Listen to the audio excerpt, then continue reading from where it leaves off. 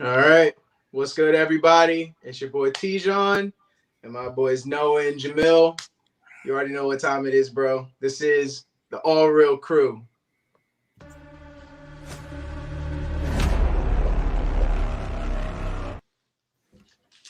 All right, guys. What's up? How you guys been, Bren?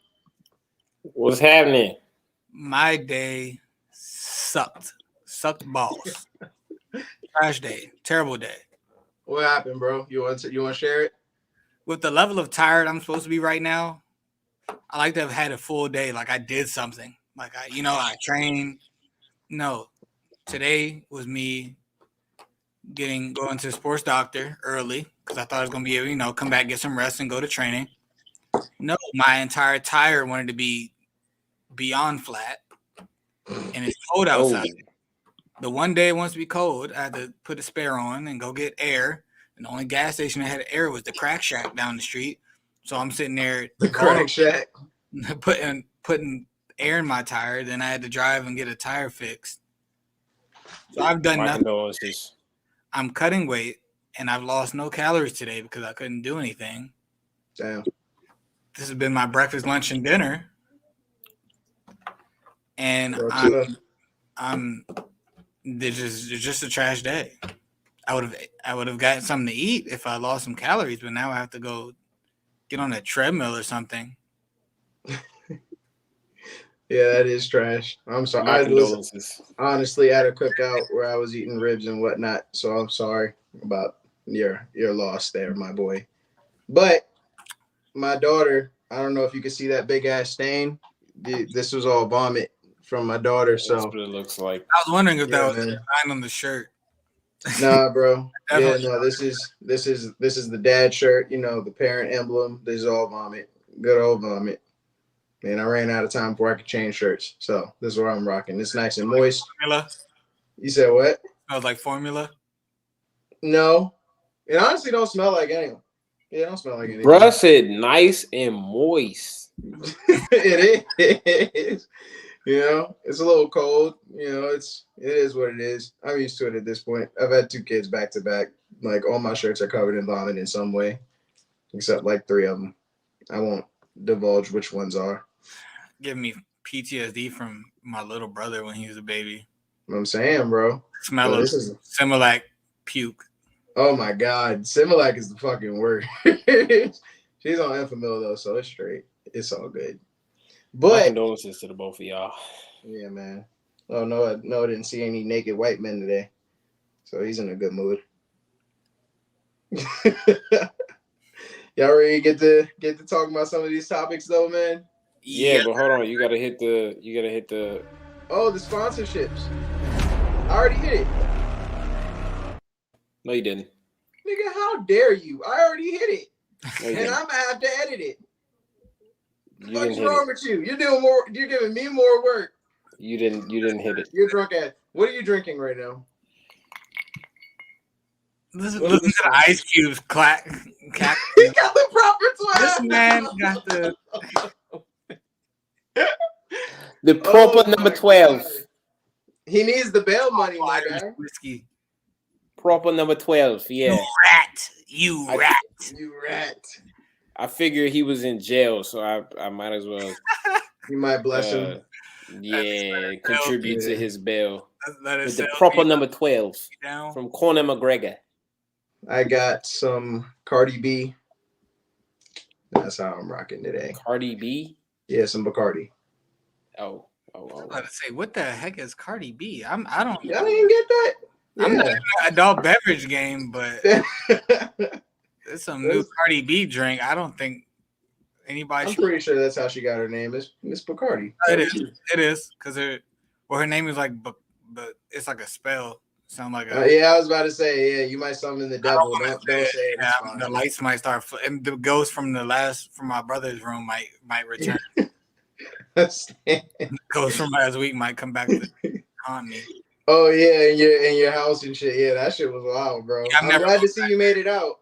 Yeah, you're alive. I will never bring those spirits back with you neither. So that's dope. Probably was a spirit that slashed my tire. Probably. Time out. I went back through the stream. You didn't do it. I did do it. No, you did not. I swear to God, I did it. You did. And not. You know what? You want to do a 3 count to prove it next week? Bet, sure. Bet. I'll add you when I'm doing this. It's cheating too because I didn't already watch the stream. I have it on YouTube. I don't believe it because I did it, and I know I did it because I clicked the button and it showed it on my end. Wait, this week or last week? This week. No, this week, just now. That was the second time. Huh? That was the second one. Exactly. Stupid bitch. Now you're gonna have to drink. You're gonna have to do the 3 count next week. I don't remember last week though. No, I actually, matter of fact, I think I was trying to fix something on my computer. I think that's what you get. You see, this is the problem with our group of friends. None of us trust each other. And honestly, you can keep it on there. It makes for good entertainment. Is that a Max MMA headgear? Yeah, it's like the one that I got right before Baby Boy was pregnant. Yeah, I'm familiar. That's the one I was using. This is actually when Vonna smacks him up across the head. So that's the one. I stole this one. Thanks, Master Lloyd, when I was pulling out stuff from the private room that one time. And look, it even got the old school joint. That's an OG. Yeah, super OG. It don't fit my head. It's too small. But I got it. I actually put it up too. Dang. Because this was the first one I stole, and this shit didn't do anything for me. I got hit with one jab, and this shit would be on my eyes. But, all right, bruh. Let's get into it. So the biggest topic, of course, is what's going to happen next week. WrestleMania, man. This shit about to be ham. Yo, they got it. I need a wardrobe change for my man Brock. Nah, man. Brock is the lumberjack. He's the dude that you see at the bar you don't want to fuck with. He's not a lumberjack. So why does he look like he was in the woods for the last 10 years and they just found him and brought him back to wrestling? That's exactly what happened. Yeah, that's exactly what happened. Like, this man does not look like it. Looks crazy. Dude is crazy. How he's been acting these past few weeks too has been crazy. But it's made me more interested in their match than I have been. Like, he's been ripping off people's doors. He's been like attacking Roman Reigns everywhere. So it's made for some good entertainment. So it's been all right. It's been all right. I'm still better than it was. I'm still not that into it because I've seen it. Now, granted, the dynamic of the match is different from the previous ones, but like I've seen the match 4 or 5 times now. They fought like 4 or 5 times. It's almost like of course it's one of those things that they're trying to build as an iconic. What up, Joseph? It's one of those iconic fucking rivalries, but it's not. It hasn't been well built like I don't know, John Cena, Randy, Rock, and Austin. Like, it hasn't been. I feel like it's just been Vince has been trying to shove it down our throats, and he's just like, y'all gonna get this shit, whether you like it or not. This is what y'all gonna get. I mean, I feel the same way, and that's why I haven't been fucking with it. But the whole thing of, I guess, Brock being pissed has kind of made it somewhat entertaining. You know what I mean? It's still not the most intriguing fight that's happening, but it's getting there. It's got my attention. I'm not gonna not watch it now. You get what I'm saying? Hulk Lesnar mode since the Royal Rumble. I like that. Like, he's like, nah, y'all irritated me with that title fight. So now I'm about to be a menace. Well, also the one that wasn't shown, the one that wasn't televised that happened at Madison Square Garden where he got jumped. That's been like the biggest thing because they've only shown snippets and like promos about it. And he got his ass whooped by Roman Reigns and the Usos. And after that, he really became like super pissed. So that's what really got him on his vendetta. Yeah, and it's like the roles are reversed. It's like it's rightfully so. He's not even like the bad guy. He has a right to be upset and like he's not even the bad guy. He's like, it's like when the hero is finally like, all right, I'm about to handle my business now. I'm not playing with y'all no more. Yep. And now that Roman Reigns is he's villainous. So it's definitely interesting because it's like 2 guys that both feel villainous, but one of them has been doing dirty stuff, and the other one is just like, why y'all playing me like this? I mean, the whole bloodline has now been super like dirty. You know what I mean? They all been going heel. which is cool. You know, it makes it entertaining to now watch them because we were all bored with them. So it was like the perfect time to make them go heel. But still, you know, it's like, I don't know. It feels kind of late. Huh? Who was bored with the Usos? You two I'm bored motherfuckers. with the Usos. Yeah, you two motherfuckers. You not bored with the Usos? Hell no. Why? I love the Usos. Why? They're energetic.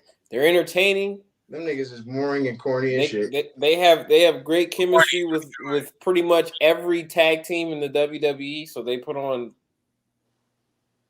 at least B matches, 3.5 star matches. I don't know, bruh.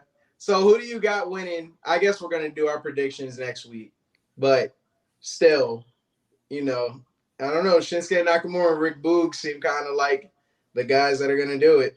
I told you what's gonna happen. What's gonna happen? One of them is going to drop that title. It's either gonna be Roman or it's gonna be the Usos. And I really think it's going to be the Usos because I don't think Roman's going to lose next week. I don't see Roman losing. I want him to lose, but I don't see Roman losing. I actually don't want him to lose. It makes more sense for him to win than because my thing about if Brock wins, bro, there's no entertaining. Like there's nothing there for him that we haven't already seen. Exactly. Like Drew McIntyre is still face. He's still a good guy. And I don't want to see a good guy Drew versus a good guy Brock. Shit, I don't want to see a good guy Drew against a bad guy Brock anymore. I think I'm good off of that. There's nobody. He's already fought Bobby Lashley. You know, there's just nobody for Brock to face if he wins. Yeah. So it has to be Roman. Yeah. Who's gonna be left to fight Roman though? Cody Rhodes. They could do. You think they're gonna? I mean, yeah, it's gonna. They have to strap. It's either gonna be Cody or AJ, but AJ's in Raw. So if it's unified, we don't know what the outcome of this is all going to be. Well, it's a title versus title match. So if it's a title versus title, it is a unification match. Yeah, but they could do some bogus shit like strip Roman of one of the titles. And then have like an open tournament for the WWE Championship on Raw. Keith, I see you, bro. We're gonna get to it next, literally right after this. We're good. Yeah, but it only makes sense for Brock to win. I mean, Roman to win. Honestly, son, it wouldn't even be bad if he traveled from show to show. Like he's the best thing going in WWE right now. I mean, right now though, Brock has been the only one doing it. Paul Heyman's been doing it, but Roman hasn't gone to Raw at all. Yeah, he's gone like maybe twice in this past year, but yeah, that's what I'm saying. I mean, Brock has been going back and forth. It'd be a nice. See, what would a different approach that would be intriguing is if they kept the brand split, but the unified champ travels from show to show, and you book your rivalries like that. Yeah, that gives it a lot more range and like options. It does. What they can do. It does. Absolutely, and Roman can do it. Yeah, and it's hard right now to do new stuff in wrestling. So an idea like that may seem small could actually have a big impact just because it's hard to find new things to do. And new ways to draw people in. Yeah, no, that's facts. I'm trying to think of another match. Oh, the Fatal 4-Way Tag Team match for the women's title is going to be dope. Like, I'm super interested in that. Just because, like we said, that's like the only thing for the women's titles. So that one's going to be fun. I'm just waiting for you. I'm waiting for you to say some shit. I really am. Yeah, he's going to have a great time because you got Sasha Banks going for that, and then you have Bianca Belair fighting Becky Lynch. Which will be. I know you. We know you don't. We know you don't. There's going to be you don't. Be a Becky Stench coming off Becky Lynch. Yeah. It's going to be a body reported. I just want to see Cody. That's it. I don't care. I want to see Cody. I feel you, bro. I feel you. I want to see Cody in the AJ I mean, that's match. the only time you're gonna see him now. I'm telling you, they're not gonna debut him next. No, they're not. This upcoming week. They're not. But and the fans are getting louder, bro. Did you hear? They're getting all. Yeah, boy. Yo. I mean, everybody's ready for it. Everybody's ready. Yeah, it's probably one of the most anticipated returns in a long time. Yeah, I mean, since the Twitter era where we get news before they're ready to debut it, it's probably the biggest news right now. That's happened. Yeah, I do. It's only because, but what makes it so big is because, again, we keep going back to that AEW to WWE and vice versa pipeline. It's because this is the first major star to jump from the second, biggest promotion in the world, back over to WWE. So like, and there's he's a lot huge star to do that. He's huge. That's gonna open up the floodgates for people going either way. I think the world is watching. I think that depending on how they treat Cody Rhodes is going to be the premise for what the rest of them do. He may start a wave of people being like, yeah, because if they actually do what I'm hearing they're going to do, some people might jump ship, but they got to realize that they're not Cody. So you're not going to get the same deals as Cody Rhodes just got. I don't agree. Well, the lesser talent, yeah, but like if we're talking strictly big stars, no, the lesser talent, yeah, they're gonna have a harder time. But the big stars, so like if like they'll never do it. But let's say the Young Bucks jump over to WWE, that they're gonna be like the biggest tag team since I don't know. I can't really think of one in my head. In the modern era. Don't even worry about it because I did this last time where I pulled up the AEW roster and I literally went down to like who I thought would like be immediate. Like, so who I would really like to see is Hangman. Like Adam Page going would be dope, but I feel like they wouldn't do him right. Nah, I'll tell you who they would do right though. Who? Wardlow. Oh yeah, because that's Vince McMahon's wet dream. You serious? Yeah. As inappropriate as that sounds, extra big. As inappropriate as that sounds, you ain't lying. I was about to say, you know what I meant, damn it. But yeah, son, we gonna say they're gonna handle Cody well. It's not. Because honestly, if we look at like guys like Drew and Bobby, they've handled Drew and Bobby well. And Drew and Cody is a bigger star than what Drew and Bobby were when they came back. So I have a question, Noah. Just like I just want your take on it because we talked about it before. Do you think they handle MJF well? Because I feel like they fucked it up if they were going to bring him in. Or maybe they didn't. Who you talking about? AEW? MJF going to WWE. So, but are you asking if AEW fucked up? No, I'm saying like I think that. So I have an idea of how MJF is going to go into the WWE. And I felt like if they were going to do it before the WrestleMania, then they fucked it up. Because he's clearly not going now. But I'm saying the path for him, like the clear path for him to go to WWE full time is still there. You get what I'm saying?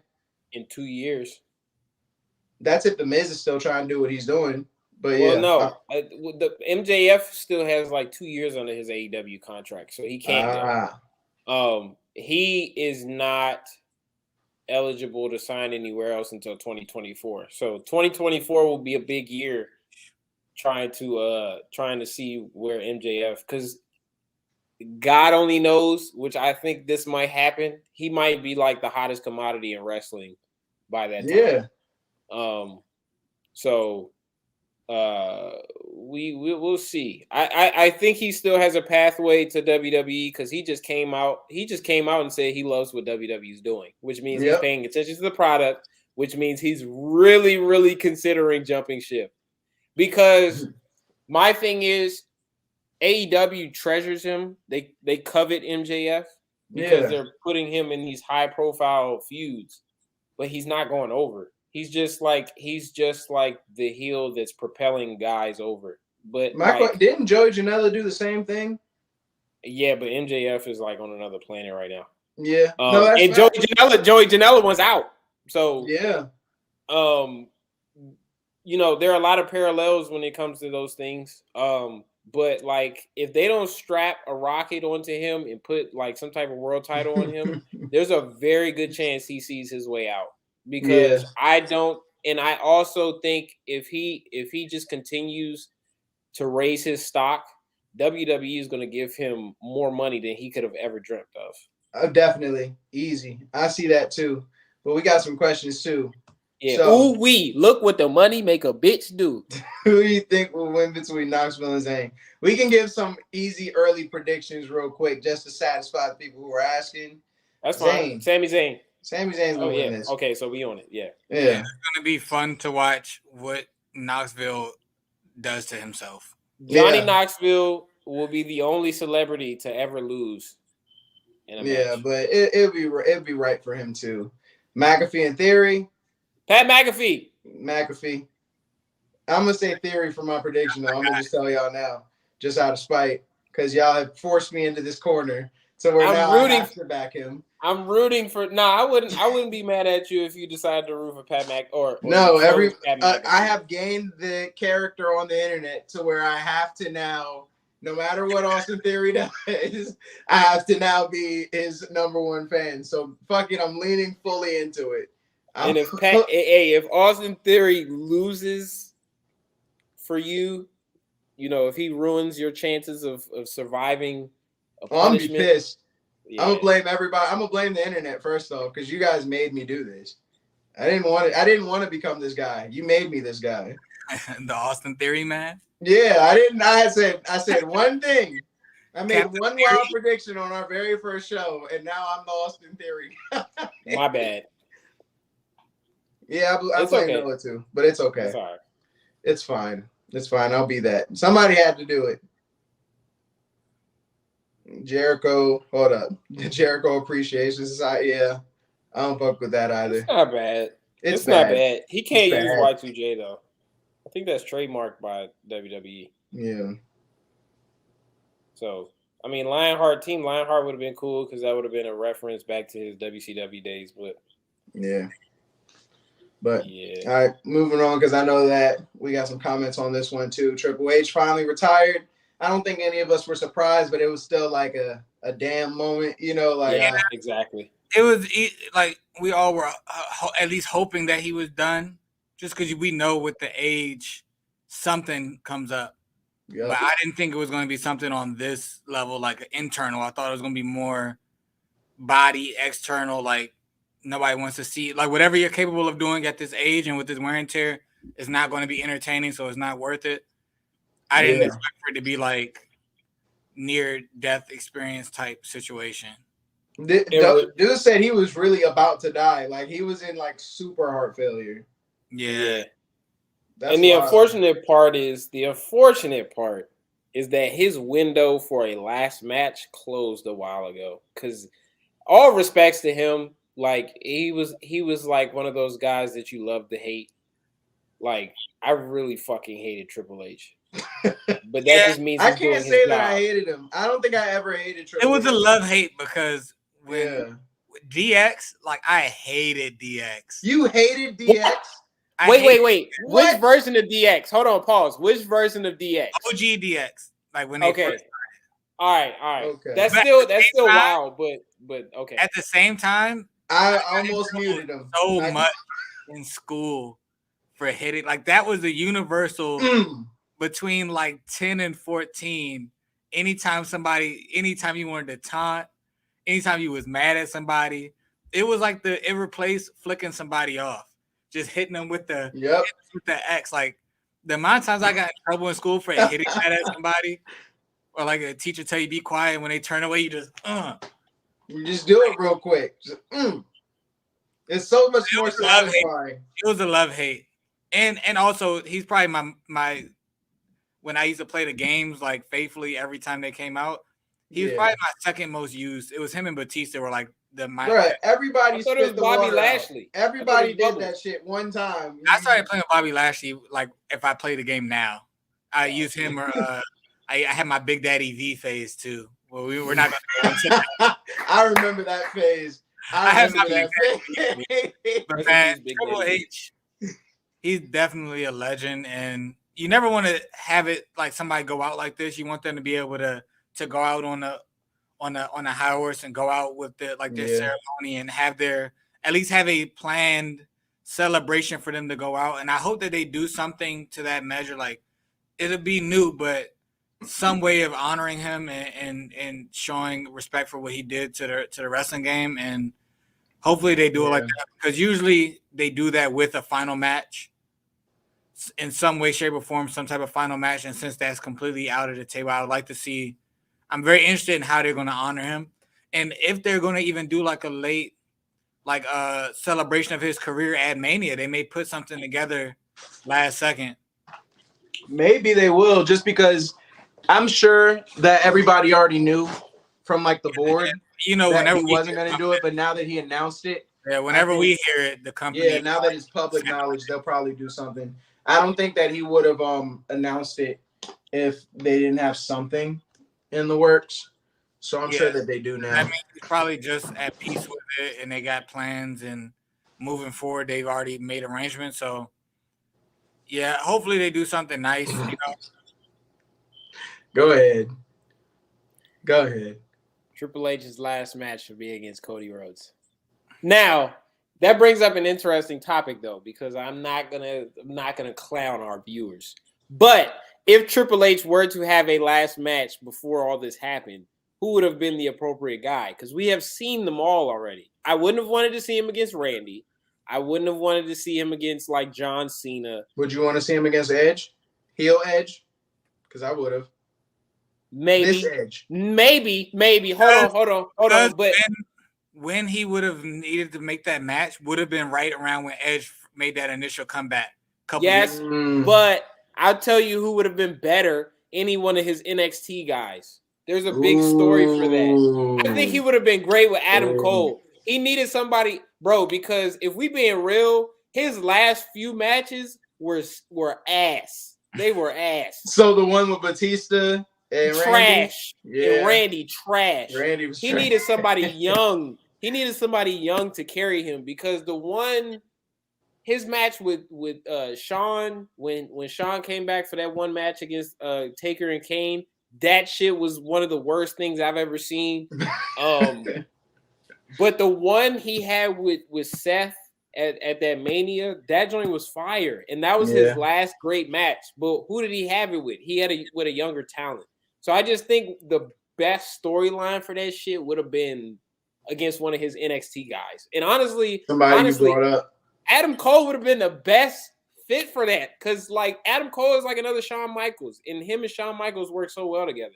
Yeah. So, like that was like something they should have capitalized on a while ago, but I don't know, whatever it may have been, the powers that be may not have seen it that way. They probably didn't even think about it. I was about to say, they probably didn't think about it. That probably flew under the radar. I didn't think about that until you just said it, and that's actually a dope ass match to do. That's why I should be creative. I got you to this. Like I could even hear it. Like I put you here, type shit. You get what I'm saying? Like that. I need to be creative. I need to be creative. You need to go on the board. You need to go in the writing room, bro. I do, because Adam Cole, Triple H would have been. I don't want to see Braun Breaker in a Triple H match. I would rather not. No, Braun Breaker is a great talent, but I don't think their styles would mesh. Yeah, I don't think that would be the match to make. I would rather see Braun Breaker go against somebody who's bigger.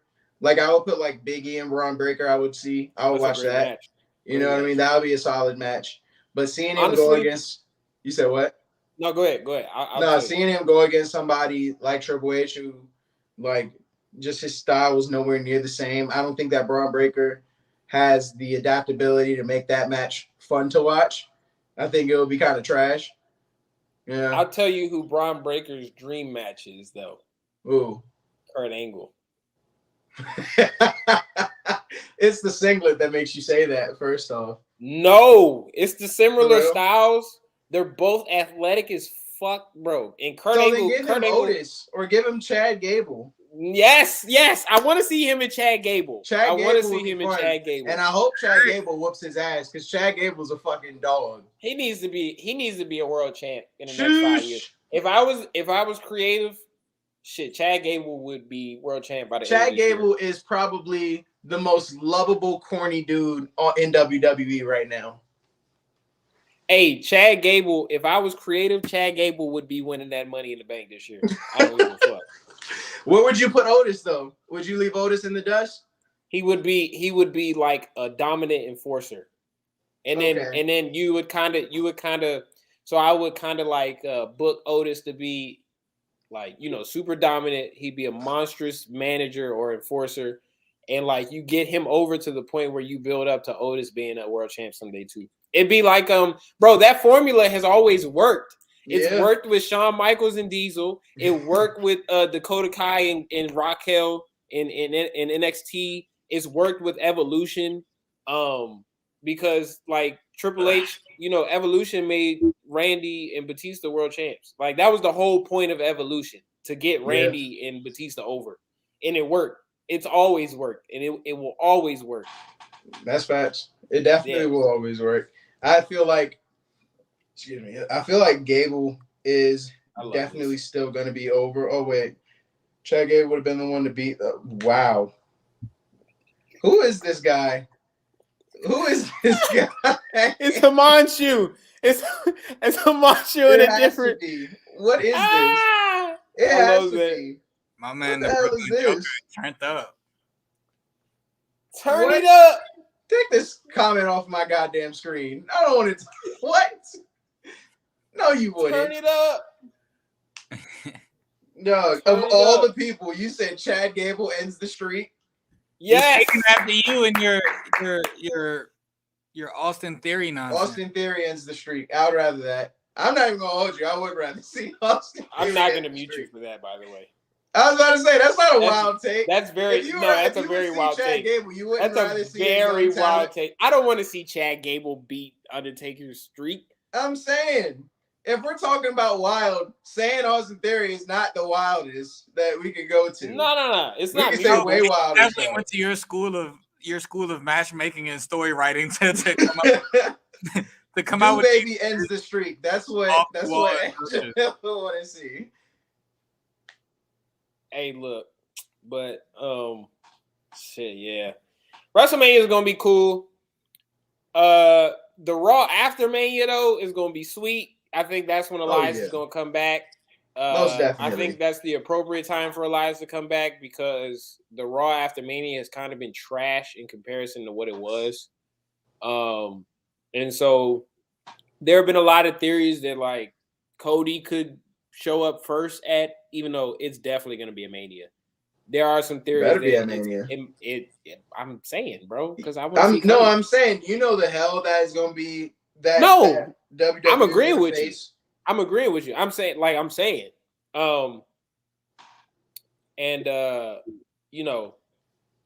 I know, bro. I know. I'm multitasking too. Don't you worry. We're gonna talk about it. Yeah, we're gonna talk about it. Yeah. But yeah, son.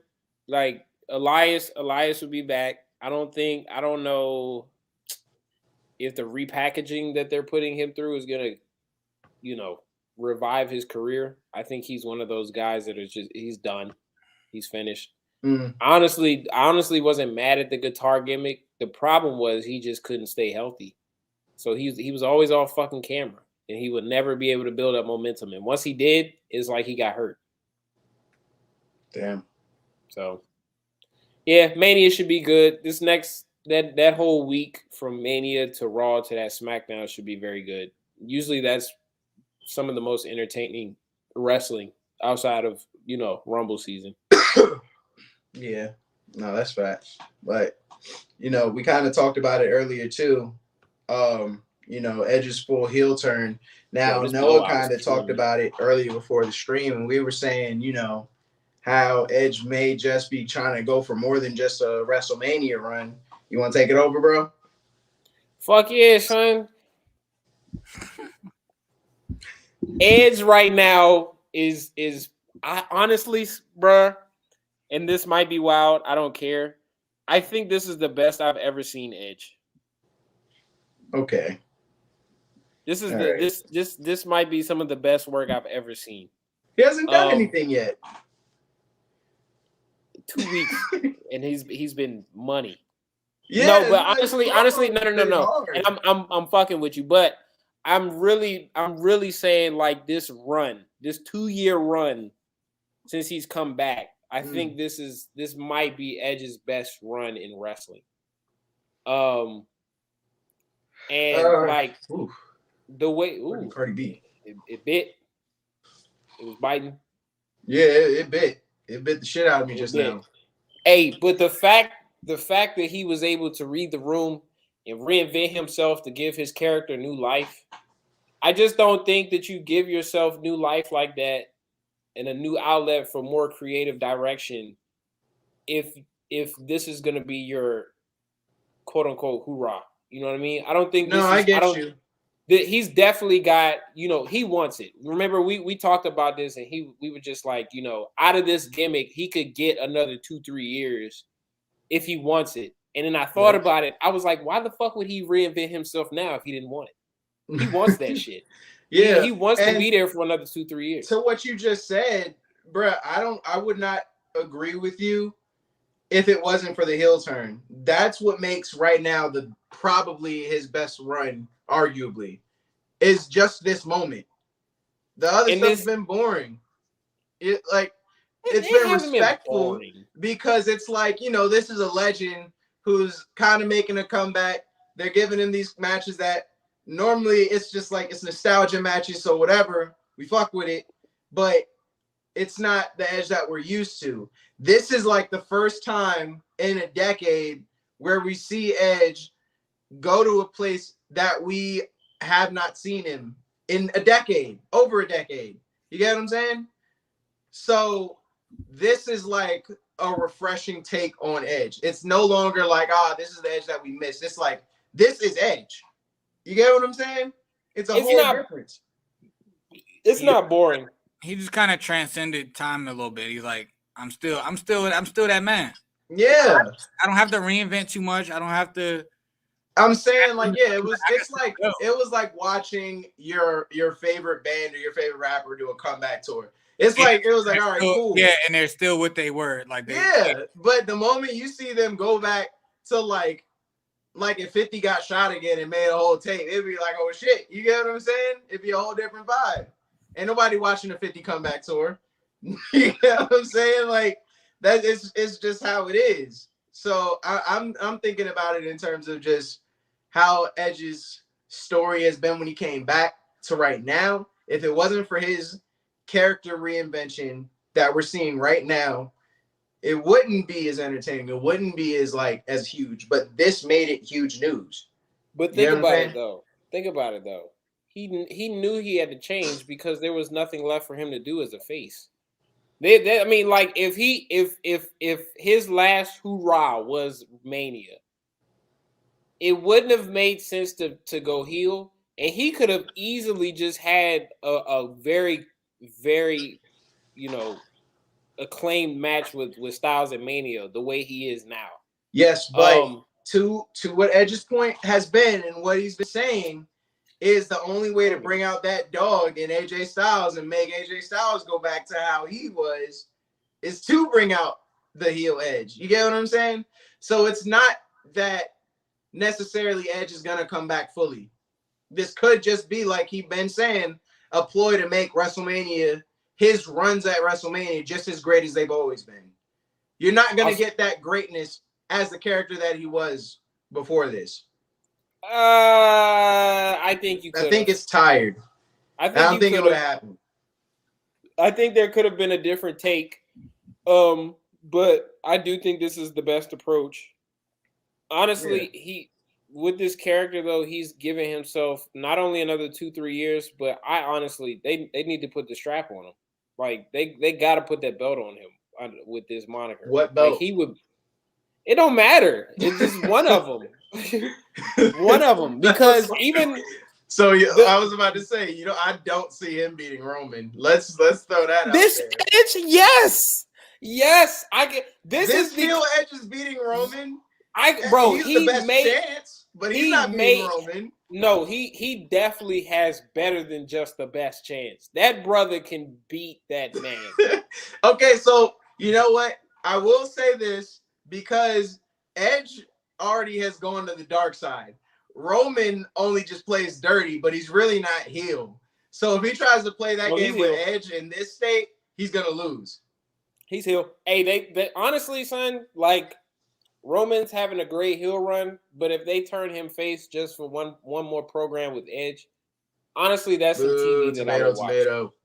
Nah, that's some TV I would want to watch. You want to see hero Roman versus heel Edge? I would have want to seen it before he turned already like the heel that he is, but I really don't think that Roman is even really heel necessarily. No, he's been on Get Back. He's tortured. He's got demons. When Batman becomes borderline evil because the Joker. Yeah, I don't think he's really necessarily evil. I just think he's got demons, and that's that brother is a bad guy. He's not a bad guy. He's a bad guy. And then he's corny as fuck. He don't even know how to trash talk right. He almost said nigga on live television. That shit was weird as fuck. Wait, what? You didn't see that? Who did he call nigga? Oh, no. You saw it though, right, Jamil? No, this sounds hilarious. Bruh, no, he literally almost slipped. He was talking to Seth. It was right before Royal Rumble. He was like, I saw it that going. Oh! I get these little notifications like based on my algorithms, and I be sending them to the group chat, and some of them be the straight BS. I thought I saw something about that, but I thought it was straight BS. Bruh, no, he straight up almost said that. He called himself right before. He almost called Seth the No way, bro. That would have made him go full heel. He called himself. He's been fucking with Naomi too much. I'm telling you stupid dumb. Like, no, it was more in the context of like, when you're like, nigga, you tripping. That was how he was about to say it. It was on those lines. He was like cooling and kind of talking like, yeah, man. And then he was like, neighbor. And everybody was like, oh, like he had to stop talking for half a second. That's funny. Yeah, hold on. Bro. I'm watching it right now, son. Hold on. Under a rock or something. I told you. Oh, man, almost slipped. Yo, he said he broke his head on the rock or something. Yeah. Hey, boy, son. Oh, that would have been the best. That would have been the better slip up than Booker's. Right. Nah, I don't know. Booker's is better. Booker's will always be better. Booker said that with his chest. He said that shit with it. He meant that. That wasn't that was him. He was so in tune with that promo. He meant to call Hogan a nigga. That was like he practiced that joint all day. Yo. Yeah. No, you can tell he got way too into it because the way he like went, oh shit. That man went straight. Hey. Sherry patted him on the back and she was looking at him like, ooh, I know you ain't saying that. On who Booker just come on. Uncle Jerome from Snowfall. Who that's not the same. Just two different career paths. One became a wrestler and one was moving that weight. That's it. Uncle Jerome. It's funny because Roman not supposed to say that shit. I said, who's gonna check him? Not me. You can say, he said at the cookout. Everybody gonna be like, all right. He said it. I'm a Polynesian. You gonna step to him? I'm a Polynesian who also says niggas. So facts. But I'm black, so exactly. So that's fine. Yeah, you gotta drop it. One drop rule. That means he gotta go against Bobby Lashley just off of who's going off the string. I'm going to check him. I'm going to check you, boy. Come here. Because you said that word, you gotta go against the nigga, the biggest nigga we got on roster. No. He should face all the black people on all the black people. Literally, that's what I was just thinking, like a fire Black History Month matchup. Ooh, yeah. Anybody who's ever said anything wrong or off, gotta get jumped. Fight Roman Reigns. Hold on, I got you. Roman Reigns and Vince versus Big E, Bobby, Kofi, Xavier Woods, Omos, Ricochet. But listen, they get a guest Shelton Benjamin with Booker T. But Roman Reigns gets a guest appearance by Kobe Covington and Donald Trump Jr. No. It has to be Vince because Vince has already said nigga. Vince said that shit TV. on live TV. Yeah, but he got to bring out some goons. He gonna bring Kobe out, and Kobe gonna bring Donald Trump Jr. out. No, now we're borderline going bad. That's bad. Yeah, I was about to say you're trying to make it a fatal 4-way match. Yeah. You're trying to make this a political statement. We're just booking a wrestling match. We want to see the black people take over. I don't want a match. I want to see them get their ass beat. Put in Hulk Hogan. Who put in Hulk Hogan? Yeah, all right. We'll give you Hulk Hogan. Hulk gonna square off with Booker T. That's a trash match. I don't want to see that shit. We'll give you Hulk Hogan. It's for the culture. Hey, no, Booker T would smash Hulk Hogan, bro. Because it would still be a bad match. Hulk Hogan would smash him. He ain't doing his little moves off the ground. Like squad versus squad. It would be squad versus squad, cool. But the moment they step in the ring, I'm turning the TV off. Nah, son. Booker T would smash Hulk Hogan because Hulk Hogan did Booker dirty in WCW. Yeah. Bro, like the whole reason why part of the reason why WCW lost Hulk Hogan was because of some shit with Booker T. Okay, I'll give you that. Oh, you know who they should bring out for that? Who? This guy. Yes! Yeah. That'll be a fire debut. Bring my man Gable out. Listen, I know it's all Angels, man, but that shirt is trash. That joint look like it's on backwards, dog. It's not on backwards? That shit. He looked like a priest. Imagine what size that shirt has to be to fit oversized on Gable. Oversized and still squeeze your neck. I was about to say oversized where it should be and undersized where it should. That's a barbershop shirt. Like, you're supposed to be getting a haircut underneath that joint. That's it. Man, crazy. But the picture behind this story is apparently he will be at WrestleMania, and that's where he's making his debut. I wonder how they're gonna debut him. Honestly, it would only make sense if they were to have him in the Andre the Giant Battle Royale. As a little sneak. But honestly, son, I kind of think it would be stupid. Like, I really think that you should save him for the Raw after Mania. They got to give him some time to actually develop. This man just won NCAA's 2 weeks ago. Not even 2 weeks ago, a week ago. Got to give him that time to or else he's crazy. Hold on, I tell you what though. They did the same shit with Kurt Angle, and where's Kurt Angle? I was about to say that. Just because he doesn't have the time does not mean that he can't develop. He won't translate. I mean, you have plenty of people who are wrestlers. You have the Creed brothers. You have Chad Gable. Yeah, There's plenty of people that he's been watching. He could translate those skills and make it decent. A decent debut. Or something we could forgive. Less on the technical side. Because at the level of wrestling he's been doing, Olympic champ, NCAA champ, he can do anything. You know what I'm saying? It's more so on the personality side, like how it has to blend together. You don't give him the mic. Be a wrestling machine robot and not know how to play the part, not know how to, you know what I'm saying? He got to know how to play the part. He's young. He's literally just got out of like NCAA, trying to be a 2-time national champ a week ago. Yeah. A week and a half, 2 weeks. So I wonder how much work they're going to be able to put in as far as script goes, as far as what he's going to do, how the personality is going to be, unless he just knew he was that man in wrestling where he's been focusing on this transition this whole time. Like, bro, I'm going to win NCAAs. Can't nobody touch me. Let me be working behind the scenes on how I'm going to make this debut.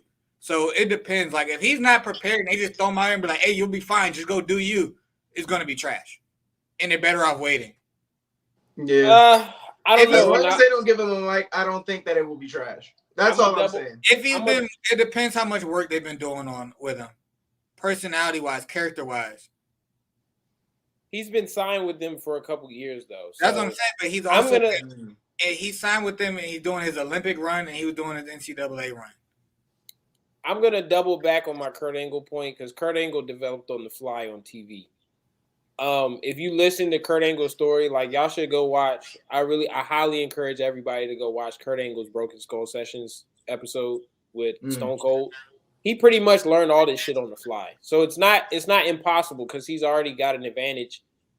I find it hard to believe that any wrestler, like any amateur or Greco-Roman wrestler, cannot translate some type of their skill set into the ring. The skill set is I think the personality. Yeah, he's talking about the character. He needs. Yeah, I know. And he, like I said, he can develop that harder than it was for Angle because in today's time, how important that personality is with social media and how. I have a rebuttal for you though. Ronda Rousey is a star in WWE, and she has zero personality. Yeah, that's very true. The same person she wasn't. UFC was developing her character because UFC tries their best.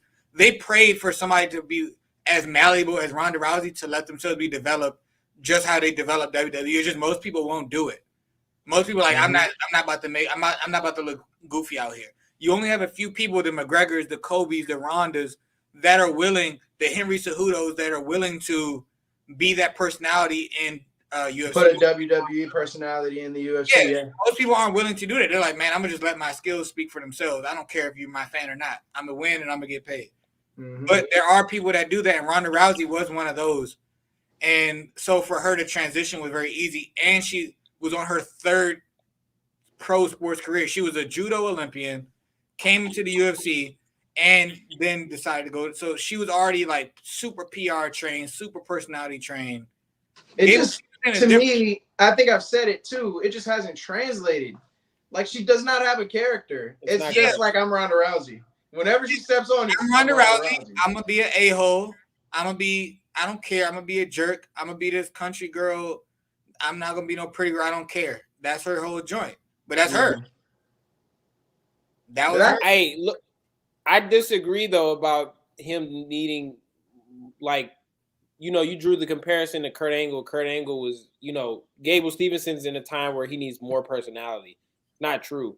The way matches were set up and the psychology of surrounding matches back in the day, they didn't rely more so on athletic ability. They relied on storytelling through how they used their environment and character work. So like Kurt Angle thrived in an era where like character work was probably its most important, because that's how The Rock got over. Was his character work. Yeah, it was important, but it was different. You didn't have social media. You didn't have people in your face 24/7. You didn't have this man, Gable Stevenson's had cameras in his face since he was a freshman in college. Yeah. Not thinking about being a wrestler, thinking about how am I going to brand myself as a good person, as a good wrestler, and be on that page. So to make that flip. Now, I will say towards the end of his wrestling career, he wasn't trying to, but he inadvertently became a little bit of a heel. Just because the swag he wrestles with is like real kind of jerkish, like I'm gonna be tossing you around because you can't do nothing to me. And if you said anything to me on I'm gonna be real, bro. He wrestles black, first off. Yeah, he wrestles with a black man. But I think for him, that may come to his help because he had a lot of wrestlers and NCAA's talking trash to him. So he's like, when I see you, I'm about to be pushing your face. I'm gonna just manhandle you. I'm going to be taunting over top of you. I'm going to be in your face. So that may translate over, but I think it'll only translate over if that's honestly him or if he's already becoming that for WWE. I was about to say, if he's already been signed to WWE and he's been doing work, that might just be him incorporating that. That has been more in the recent years. When he won the Olympics, he was the good kid, great, hard working. And so he probably is developing this swagger because he's in the schools, he's learning. Yeah. And he's like, all right. And then, like, the best way for you to become that character is for you to become that character. You get what I'm saying? Like, you just absorb it. So that could be what he's doing. Yeah, he was a showman, but it came off a little bit arrogant for pure NCAA wrestling fans. But that may have been, I'm not appealing to y'all anymore because I'm about to transition over. So for a pure NCAA college wrestler, this is not the type of personality that people like. But I'm getting ready for this next phase, and that is what people like. They want me to be more braggadocious and in your face and more of a showman. So big word. Yeah, that's why I smile.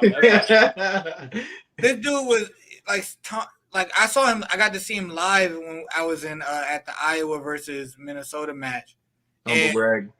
He was literally styling on Iowa's guy. But when the match was over, this man, I've never seen a standing ovation from everybody. Man. Like, I hated you this entire time you were beating up our guy, but now that it's done, you were the man. I can't take that away from you. We're fucking dog, bro. To be able to witness this. So it depends really if he's been in development, which WWE knows what they're doing. They know what type of talent they have, and they know like you don't come across this. They're gonna push him over. You know, especially with MMA growing and becoming a big thing for these wrestlers to be able to get somebody like, oh, this guy's wrestling. He's not going into MMA. Mm-hmm. So they got to treat it right, and I trust that they've been treating it right. So if he does make an appearance, I think it'll be good because I think he'll have been doing the prep and the work that he's supposed to. So that's kind of what it is. But in the off chance that they screwed it up and it's trash, it'll be because somehow they fumbled The Rock on putting him through some of that character development and getting those stories and things in place. So it really depends on if they were diligent on that. So I think it's very hard to fumble it though, because they already have like a formula. Now, like I think Chad Gable should have had the same formula somewhat. But you know, I really just think that Chad Gable's measurements, the fact that he's like not even 6 feet tall, that's what I was about to say. Hurt his case. Height. It's his build. He wasn't like Gable's already got the body type. So, you know, if they move him along like they did Kurt Angle, I really don't see how he fails in WWE. I don't really see how he isn't somewhat of an upper mid Carter at the very least. Off the rip. Off rip, yeah. Like I honestly, because if all goes well, I could honestly see him with like an IC title or a US title on his waist. Yeah. And it would be the US title because apparently he's going to be on Raw. He looks like he belongs on Raw. Like he does belong on Raw for now. For now, he's on Raw. For now, yeah, for now. See, I hope he gets the right exposure and they put him through the system. Like they put him in. Don't let him. Like with Ronda, they didn't put her through no system. They let her bank on Ronda. I'm Ronda Rousey. I'm Ronda. Put him through the development. Like put him through it. Let him develop because it's something great. Yeah. Even if he transitions into MMA at a future point, it will still only be beneficial towards WWE to have that attachment and make it be a good transition. Yeah. I'm excited to see it. I saw a comment earlier, and I forgot to say because they asked what your favorite Triple H moment was, and I didn't realize that this was my favorite Triple H moment until I saw it on Twitter yesterday. Y'all remember when Goldust was trying to talk shit to Triple H? Oh, that's my favorite moment too. Cornbread, damn it, cornbread. And you. Cornbread, damn it, cornbread. Cornbread. Deep down. Cornbread, damn it, cornbread. I know that deep down in your cock. Cockles. Cockles.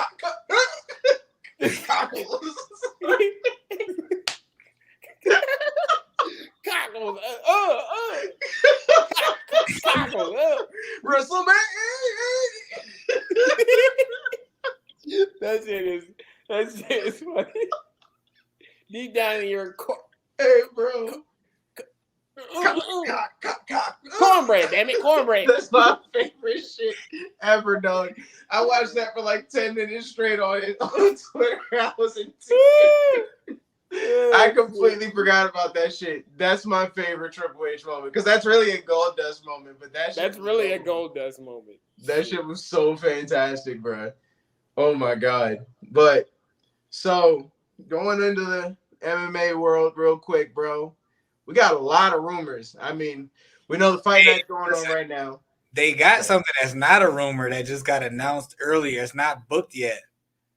But listen, Alex Pereira, who for people that don't know is the last man that knocked out Izzy in kickboxing. Mm-hmm. Just knocked out dude last on the card Sadiq was on a couple of fight nights ago. Just signed to fight Sean Strickland. No, he didn't. No, he did not. Hold up. They're about to book it for June. They're looking to book that for June. What? That fight makes so much sense. Now? No, it doesn't. Not right Alex now. Yes, had a very underwhelming performance. Exactly. So why would you give him Sean Strickland right now? They're not putting him on the fast track no more. They're putting him in like, all right, we need to see what he's capable of. Yo, we need to make sure somebody that can face Izzy. UFC 277.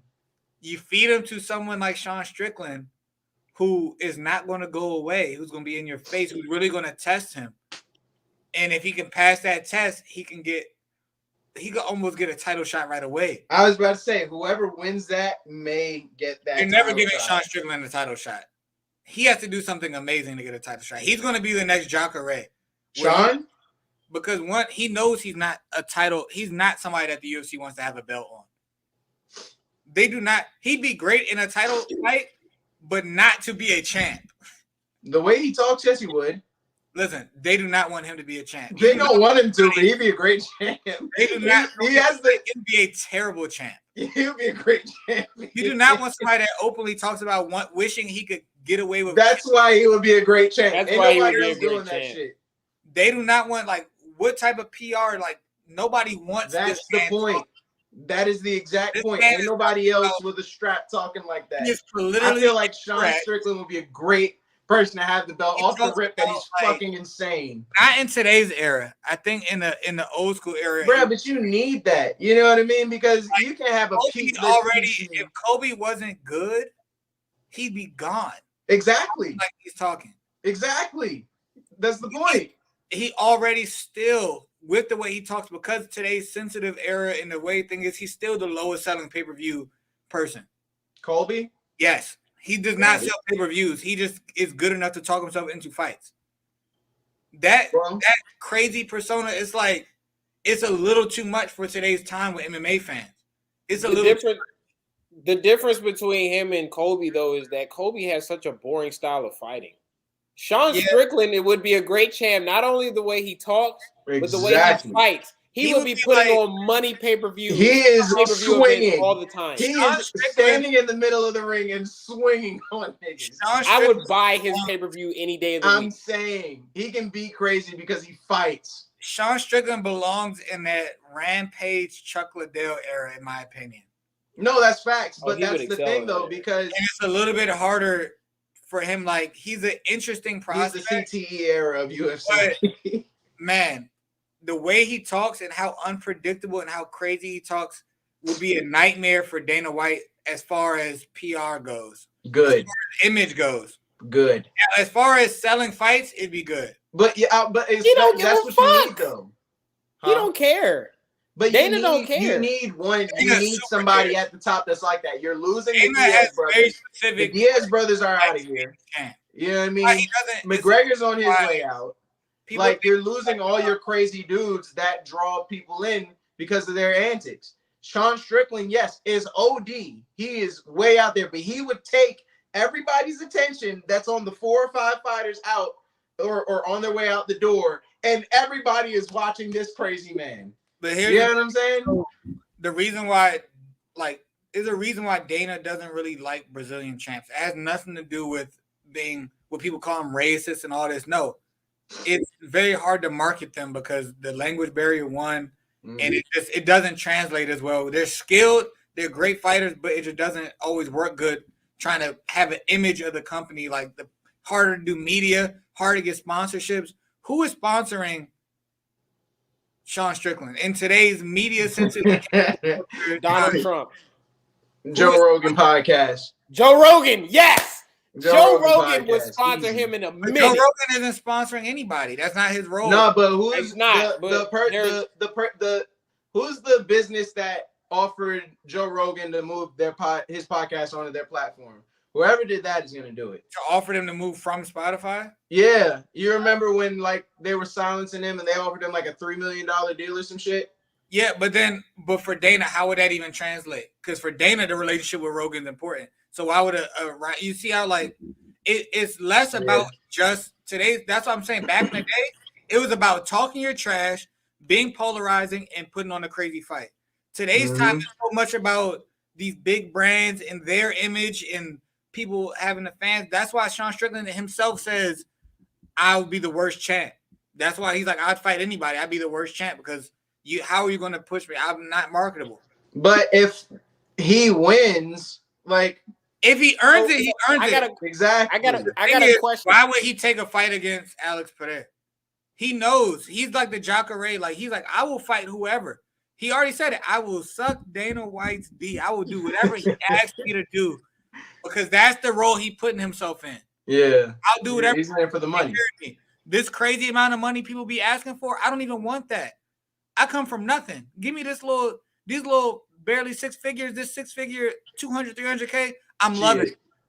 I'm loving it. I'm taking it every time. That's facts, though. I don't understand. I mean, I get it.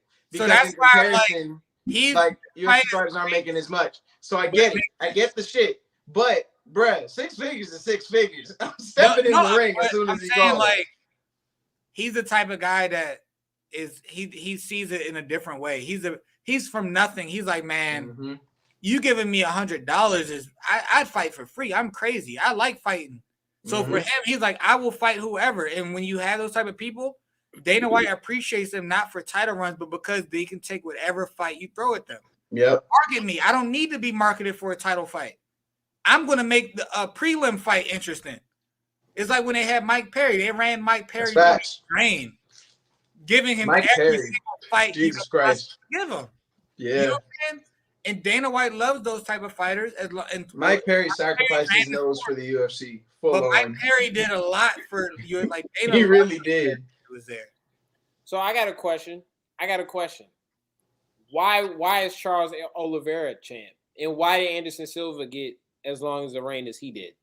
Dana White wanted Anderson Silva to lose for so long, he just wouldn't lose. I was about to say, Dana White wanted Anderson to lose. That's true. I know that. I know he hated Anderson. He hated especially Anderson after that Damian Maia so fight. bad. After that Damian Maia fight, he claims that he's happy that Glover Teixeira is champ, and and he's happy. Glover is Brazilian. Guys is like, these guys got to work for it. Like, Charles Oliveira had to work for it. Look how long Charles Oliveira had to win. How much he had to rebrand himself. How much he had to work. Yeah, like these Bama's they got to put in work. You see how fast Izzy got up there?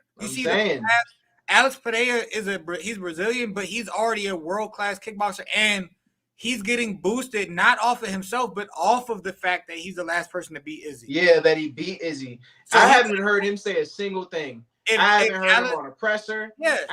I haven't heard him say if shit he on never fought Izzy ever, and he just came in as a great kickboxer, he'd be on a way slower trajectory. Yeah. But has he? I'm sure he has talked a little bit, but he don't talk trash. He's just saying, like, I'm confident I can beat him. He don't want to fight me. Yeah. No, I got to work my way up. Let's go. He's not like no crazy talker. But I also haven't heard Izzy say anything about Alex, which is interesting. Yeah, when he would beat Izzy, he wasn't giving him like I beat Izzy high. He's like, man, it's nothing. Beat him. No, I'm saying, but Izzy hasn't said shit. He's saying let him earn his way up. He's like, let's see. If Izzy's game, he's like, man, these dudes been fighting so long, they're not afraid of losing. They're like, if this man is the guy and he earns it, let's go. But don't give it to him premature. Let him prove himself. I get that. I like that. If he earns it, it's going to be a crazy money fight. If he doesn't earn it, it's going to be like, oh, well. That's why Sean Strickland about to fuck his ass up. So the Strickland fight is Sean Strickland about to fuck his ass up. That's what I got Sean Strickland. I ain't going to hold you. That last fight puts Sean Strickland in a much better spot to win because before that last fight, based on the fight before that, it's like, all right, this man's hands are certified. But you see this guy that's coming in as more of a wrestling, grappling guy, and he's eating shots from him. He did get knocked out in the third, but the first 2 rounds, he was in there. Yeah. And Alex did not look great, whether it was the weight cut or whatever. He just didn't look great. So it was like, okay, now this fight makes a lot more sense. So I'm interested. Yeah. But I do know Sean Strickland is going to be like that Mike Perry. Throw him at whoever. He could be a gatekeeper, but if he puts a string together, they're going to keep giving him a bunch of fights he has a high chance of losing. but he doesn't lose any credit. He loses the fight.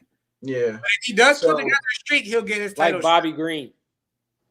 Yeah, like White Bobby Green, yes. If he puts it together, he can get it, but he's not going to get put in a position where you can see the guys that you put on the path, like, we want you to get to a title shot. Sean Strickland on that path.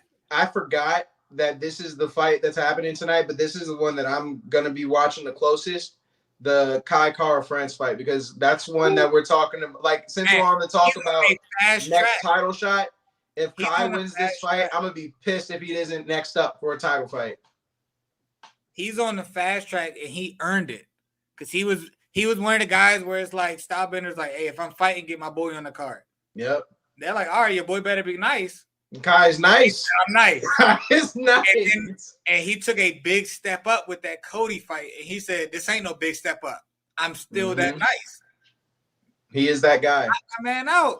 So it's like, all right, if he wins this fight, it's like, all right, this dude is really the real deal. This nigga is legit. He's like, not one of them ones. He just catch a good streak and he caught Cody off the weight cut, new division, da-da-da-da-da. Or is he really that man? Because Askar don't play. Askar is he one or is he undefeated? He's a two. He's number 2. No, I mean his record. He's 14-0-1. So yeah, no, that nigga crazy. He's a dog. So this is like really the proving ground more than the Cody. The Cody one makes you be like, oh, this dude may be ready now. Mm-hmm. So this is pretty much like the uncrowned champ fight. This will push whoever wins this match is up. They're the ones up next for sure. I don't really like you said. I think we said it on the last show, or maybe we were just talking on Zoom or whatever. But everybody wants to see Matt Brown. I don't really give a fuck about Curtis Blades or Chris Dawkins. That's my honest opinion. So for me, I like this Max Griffin Neil Magny fight is good. I'm a little biased because Max Griffin is my guy, but that's the homie. But he's taking a big step up, and Neil Magny's certified. He's number 9. Neil Magny's good person in this division. He's no slouch. He will handle you if you're not ready. But Max just be stepping into these fights and just be showing up. Mm-hmm. I be on this man, like on Instagram, he just be living life. And he just show up at these fights and go crazy. So but the Askar and Kai Kara France is the biggest fight for me. And then the Matt Brown, I just like Matt Brown, and he wants to be the oldest fighter. So he wants to win this and get an 8-fight deal and fight for the next couple years, 2 to 3 years, and he wants to go out like that. So I would like to see it. I like Matt Brown as far as that goes, like his style. The guys that come up with that old school, I'm trying to finish you style, I like it. Yeah. So, as far as this card goes, I haven't watched Mark. I ain't gonna hold you. He's interesting. He has an interesting style. He's one of those kind of flashy, glass cannon-esque kind of guys. So he has potential. He's either going to go out and get dogged and go crazy, or he's going to watch because I haven't seen him fight. I haven't seen him. Yeah, young he's interesting for sure. Okay. Yeah, nah. But what else is happening? Oh, the ONE FC happened today. I only saw man. Huh? I like rooting for because our guy, TLI Original, DJ Jackson, he coaches at Fairtex, and they had a rough showing. Stamp lost and Rod Tang lost. But I was gonna talk about that one because Demetrius John. I mean, with the special. I was debating with Sadiq about this because I was like, man, I don't know how he's going to survive the Muay Thai rounds. But he was saying, like, it's much easier to run away in the striking portion than it is to get away from somebody trying to grapple you. So for Mighty Mouse in the Muay Thai rounds, it's much easier for him to not engage and fight boring, fight back, fight kind of like Yoel did with Stylebender. Like, I ain't going in there. Yeah, I'm gonna just counter you and move. And then the second MMA round for him to just go all grappling because Rod Tang has no experience there. He was just trying to put in the camp and learn the tools. And it's hard against somebody like Mighty Mouse who's had these tools for years. So we were debating about that, but that's literally what Sadiq was talking about is what happened. That was real interesting though, because I'm gonna be honest, I don't really keep up with it, but I saw the card because of what DJ's doing. The special rule event would have been more interesting if Mighty Mouse was down to throw hands, but he's smart. He's like, I ain't throwing hands. Why would he do that? I was about to say, he's older. He's smarter. He's not about to just risk his brain like that. No, he played the smart game. And it was the same thing with Angela Lee and Stamp. Stamp has been doing. She's had a lot of improvements working with DJ with her grappling, and it showed in her winning the Grand Prix. Yeah, I was about to say with that armbar. Angela been grappling, man, and that's all she went out there was like, I hope you're trying to bank on your grappling improvements because I'm gonna tear you up if you're doing that. And that's what it showed.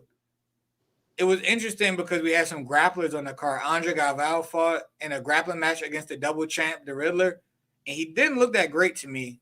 Looked like he was shaking off some rust. It looked like he wasn't ready to do like MMA grappling, which is a whole. I'm gonna say it was like a payday fight. Oh, another ball game. Yeah, it's different when you can use the cage to get up and to defend. And if you haven't been practicing for that, you thought that they were going to be in the center of the cage like a regular sparring round. He wasn't. He won. It just wasn't impressive. Or it was a draw. But if there was points, Andre would have dominated. He didn't look like what you would expect. And Danielle Kelly, man, shout out to Danielle Kelly, man. Danielle Kelly was in the Naga scene with us as kids. Yeah. Rapping. She's got a $50,000 performance bonus for doing some jiu-jitsu, dog. Shout out to Danielle Kelly. I give her props. I can get into that 1FC grappling. I was about to say, is that your next move? You heard it here first. If I get that opportunity, I'm taking it. What are you talking about? Let me be your manager. I'll be like the Paul Heyman. I'll do it. Of course, I have the jiu-jitsu skill and knowledge to do it, but I think all the people that you see signed to them have a really big following, a lot higher following, and I'm not that big on social media. Like I'm decent. My page ain't like I'm not like not followed, but in the scheme of guys who run that social media, I don't do that. So my page doesn't really grow to what they're looking for, I don't think. But if the opportunity presents itself, you know.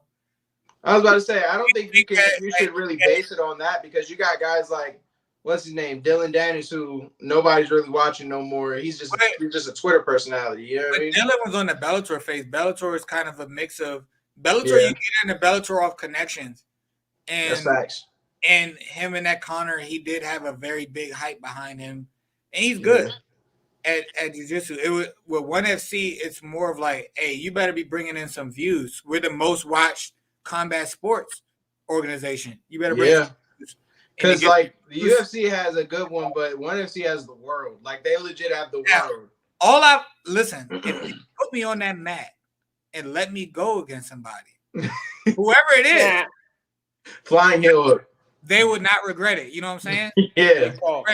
But for me to get that opportunity, like they just signed the Rutillo twins, they signed Mikey. They're signing these guys who have. They signed Mikey Musumeci? Yeah, Mikey's on there. Daniel shit. And the Rutillo twins. So the difference between me and them, Mikey, Galvao, and Galvao are the only ones with gi world titles, but the Rutillos have a very large following. Danielle Kelly has a really large following. And she was whipping up on a lot of the UFC fighters on the Fury Pro cards that were on those crossover events. So I'm trying to get in the mix with there. You know, I'm trying. I was talking to Master. I was like, man, I'm trying to get on that. Hey, we got to push Jamil. We got to get my boy on there, bro. Turn up. I don't care anybody at 50 to 65, I'm going crazy. Let's go. Yeah, hell yeah. Wrapping it up. Hey, man, you just experienced a whole fight camp with Sadiq, and you look like you was ready to get in the cage, too. You be straight. I'd be down, man. It's just a matter of matching the following with the skills. The skills are there. The skills have been here for years. It's just the right people got to see it, you know? So that's great. Yeah, you heard it here first, ladies and gentlemen. Put a stamp on it. Seeing that Danielle Kelly joint, like she catches a lot of heat. She doesn't win a lot of like high profile matches in jiu-jitsu, but she's doing a great job marketing herself. And from someone that I used to see going against some of our teammates and just seeing, we're like in our teenage years, seeing her at the battle at the beaches and things, just putting in her work. Seeing somebody like that get up to there is that's tight. I can respect that. I feel it. I feel you. But all right, so let's get into some of these rumors now, man. So first thing, Jorge catching charges, bro. This was a big one. This was like the first big one. Listen, man, it's a double-sided thing. Yeah. But yes, if you're a professional fighter and you just fought somebody professionally And lost. You lost. You had your chance to fight them. But on another side, when you're someone from Jorge's background, who is a street dude. He's a street fighter. It don't matter. Hands on sight. Win, lose, or draw. Yeah, it's different protocols. Yeah. Yes, he's fighting and he understands he can make money fighting. But if he still has an issue with you outside of fighting, you got to expect that something like that is going to happen. And they've been said it. Like, this is not news. You know what I mean? He no bitch. We know. And people are like, oh, he sucker punched him, this and that. It doesn't matter. He's from a different universe. But what? Hey, Jamil, what did I tell you when we were previewing this fight? The only way somebody will be able to knock Colby out is if they snuff him on the streets. And Street Judas can do that shit. Yeah, he called him Street Judas, and he got him a street baptism, man. He knocked my baptism. I mean, hey, Colby said that he donated his tooth to the first responders. Colby also pressed charges. And you know, it was funny because I looked back on it, and if you listen to like their presses before their fight, he said he was gonna knock his cheap ass veneers out his mouth.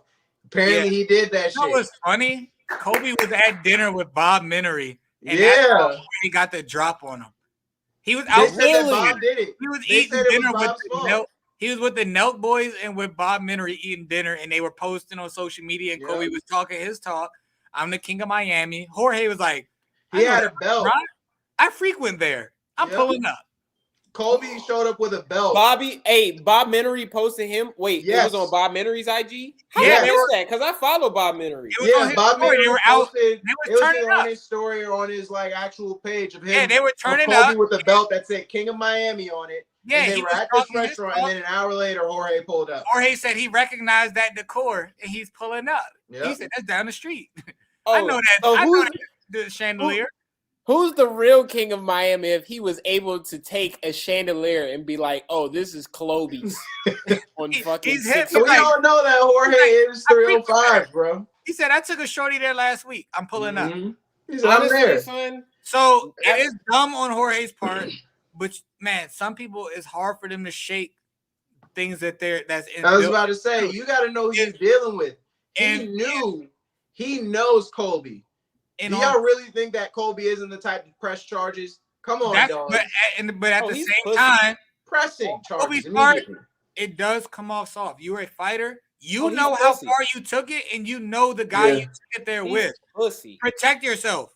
Yes, he's pussy, but bro, like you know like I said, you got to know who you're dealing with. You're gonna have somebody who's talking shit and is willing to fight you in a cage. When it comes to the street shit, a fighter should never be pressing charges on another fighter for getting into a fight. I get you. No, I understand. I'm with the whole Colby's pussy for it. But I'm also of the mindset of trash. You know who you're dealing with. Trash him? Hold on. But pause.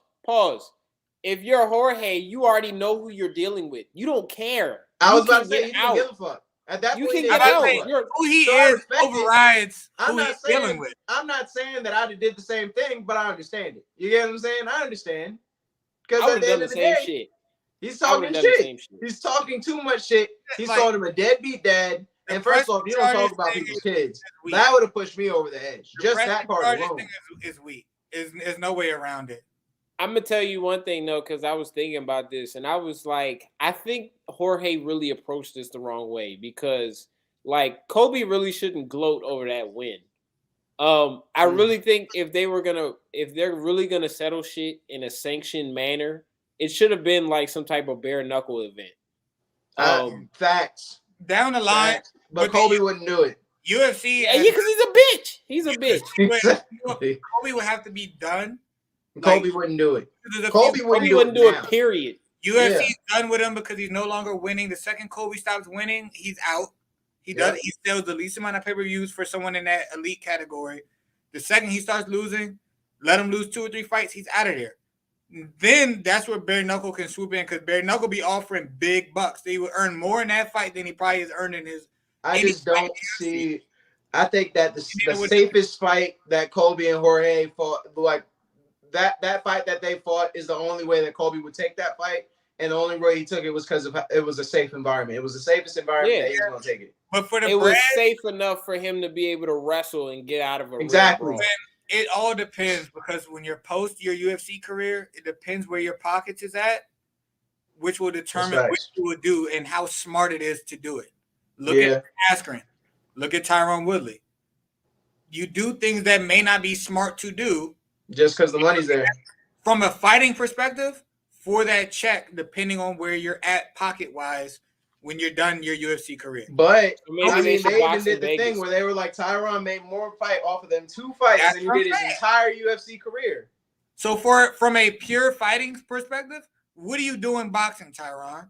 But when you look at the paper, that's what I'm doing. That's what I'm saying. So for Kobe, it's gonna be the same situation. Yeah, nigga, I've said it off record several times. I'll say it now. I would get my ass whooped from here to Tuesday against Jake Paul if it meant I'm making $5 million. So if that means that I'm making that just to show up, bro, I don't even have to train. I'll just show up. It would be the same scenario, but only for Kobe because Jorge would do that fight for free. It would be Jorge would do that fight today. Kobe like, dang, they offered me $1 million. Jorge would take that fight at McDonald's, like how he used to do with fucking with like the shit off YouTube and shit. Let them offer Kobe $1 million. He's taking that fight post career. Easy. That's an easy meal too. Thanks on and anything that transpires between now and that future. But for me, if you're a fighter and you talk that level of trash to a fighter and y'all get into a fight outside of the ring, you just got to chalk it up. You got to spin it. Yeah, you got to take it on the chin. I do agree. Call him weak. Call him out, but the pressing charges. The person that Kobe is, but he's trying to act like he's not as far as like being he's trying to say it's just business. Because that's what fighters are saying he is. Like, nobody respects him. He's whack, this and that. He doesn't portray that. He's like, that's not me. Y'all say that's me. I still go hard. This was the time to prove that. Now, the fact that he pressed charges is weak as fuck. And we already that post that Habib put on his Instagram, I mean on his Twitter, that wasn't him. I understand that. That was probably Ali. But at the end of the day, it would be cool. But I would understand if they boycott any fight with him now. I can see how that's some weak shit. Does think on that level, like I don't think he disagreed. I just don't think that's how he would have worded it. It goes with the Khabib and Conor situation. Like, nah, you talked about my people. Mm-hmm. We're done here. The fight's done. I'm not done. Where's Dylan at? Eat the bottom of my foot. Like, it's on. His people coming in there, they're not going like that. It's the same type of scenario. It's just that build over in a cage. That's facts. So it's like sometimes it goes beyond the fight. And in this case, if you push it to beyond the fight, like Conor was on G time. Like, I lost. Yeah, I had to get punched by random dudes after the fight. I ain't pressing no charges. Whatever he does. And he fought back too. He did fight back. Conor knew, like, I you know what he did. When he saw people running over, he was like, all right. Like, this is the risk. If you watch the replay, like, go ahead and watch. You'll see him in the corner, and he's like, okay. Like, he sees them coming. Like, he's like, all right, here we go. Like, yeah, he knew. I did that. I caused it, but he didn't go try to press no charges, and it's like, come on. But Kobe just showed he is what everyone was saying he is. The bitch ass nigga. It's not surprising. It's just really soft. And I'm hoping that Dana, I'm pretty sure Dana, and for the sake of business on the UFC side, will take care of Kobe in some way, shape, or form. Oh, he's pissed. Charges. He's pissed. Like, Dana's very pissed. He's going to step in because if Jorge goes down, that's bad for business. Well, Jorge already posted bail. He posted bail. Yeah. I'm talking about as far as the court case goes because the court case affects booking fights, affects business on that end. You know, so I'm pretty confident Dana is going to take care of Kobe because losing Jorge is worse for the company than anything Kobe can provide positive for the company. Damn. Yeah, that's fact. Which is true. Positive. That is fact. Going to work something out. That's a hard truth too. Hey, I'm going to make sure we take care of you for these fights. You get paid a little bit more. We'll give you some opportunities, this and that. Drop these charges. You know, like I'm pretty sure something on that regard is going to happen. He's going to do a favor for Kobe, something along the lines of business and money. Benefit Kobe in regards for him to drop. Maybe that's why Kobe did it. But maybe that's what Kobe did. He's not that smart. It's irreparable. Kobe's pretty smart. Give him credit. Yeah, he's kind of smart. But I still don't think whatever he gets benefit wise is worth it, unless he gets a title shot and somehow wins. Kobe's popularity run is not something I think that concerns him. The money always was. He was about to lose his job. You get what I'm saying? And so he pulled a desperate move that worked short term that is now biting him in the ass, but it's too late. So I'm thinking that from this standpoint, literally everything that he has done is about money, keeping his job. Yeah, but now his money is directly tied to that personality now. Exactly. That's what I'm saying. He's in too deep. And so when this happened, it was like, okay, I can press charges and I can either, win this case and now, Jorge will leave me alone, or Dana White is going to pay me. You know what I'm saying? If the charges or not, I still think it's a lose-lose because just him pressing the charges is doing irreparable damage as far as fan goes and fighter relations. That's facts, but it also depends on how much, because you don't know how much money that he could be making in the background. You don't know how much he could be getting offered. But he burned all bridges after doing this. It's still Dana. Dana is cheap. So whatever benefit he does, he works out, it's still going to the UFC will always be the A side in any negotiation. No, that's facts, and I feel like him picking Jorge to do this with was terrible because if we're being honest, Jorge is not that hot of a commodity, and that was proven after this match. He's not. He's very much a high commodity. He still is. Win or lose, he's on a slide. He's lost like 3 fights in a row. His biggest thing is still been Askren. Jorge's never been regarded as that great of a fighter. Yeah, I'm saying his biggest stuff was Askren in his second fight after that. After that, it was like, okay, he's still Jorge. Jorge's you know what I mean? Been fighting for 20 years. He just got into title contention and things like that, but his skills have always been there. It's just that persona of having that street dude that comes from fighting in the backyards, that's down to scrap, that's that figure. Mm-hmm. He did nothing but back that up just now. He gained fans. Yeah, but that's been Jorge. It's just now being pushed. You get what I'm saying? Jorge never changed. That's been Jorge. Yeah, so I don't think he's lost any value.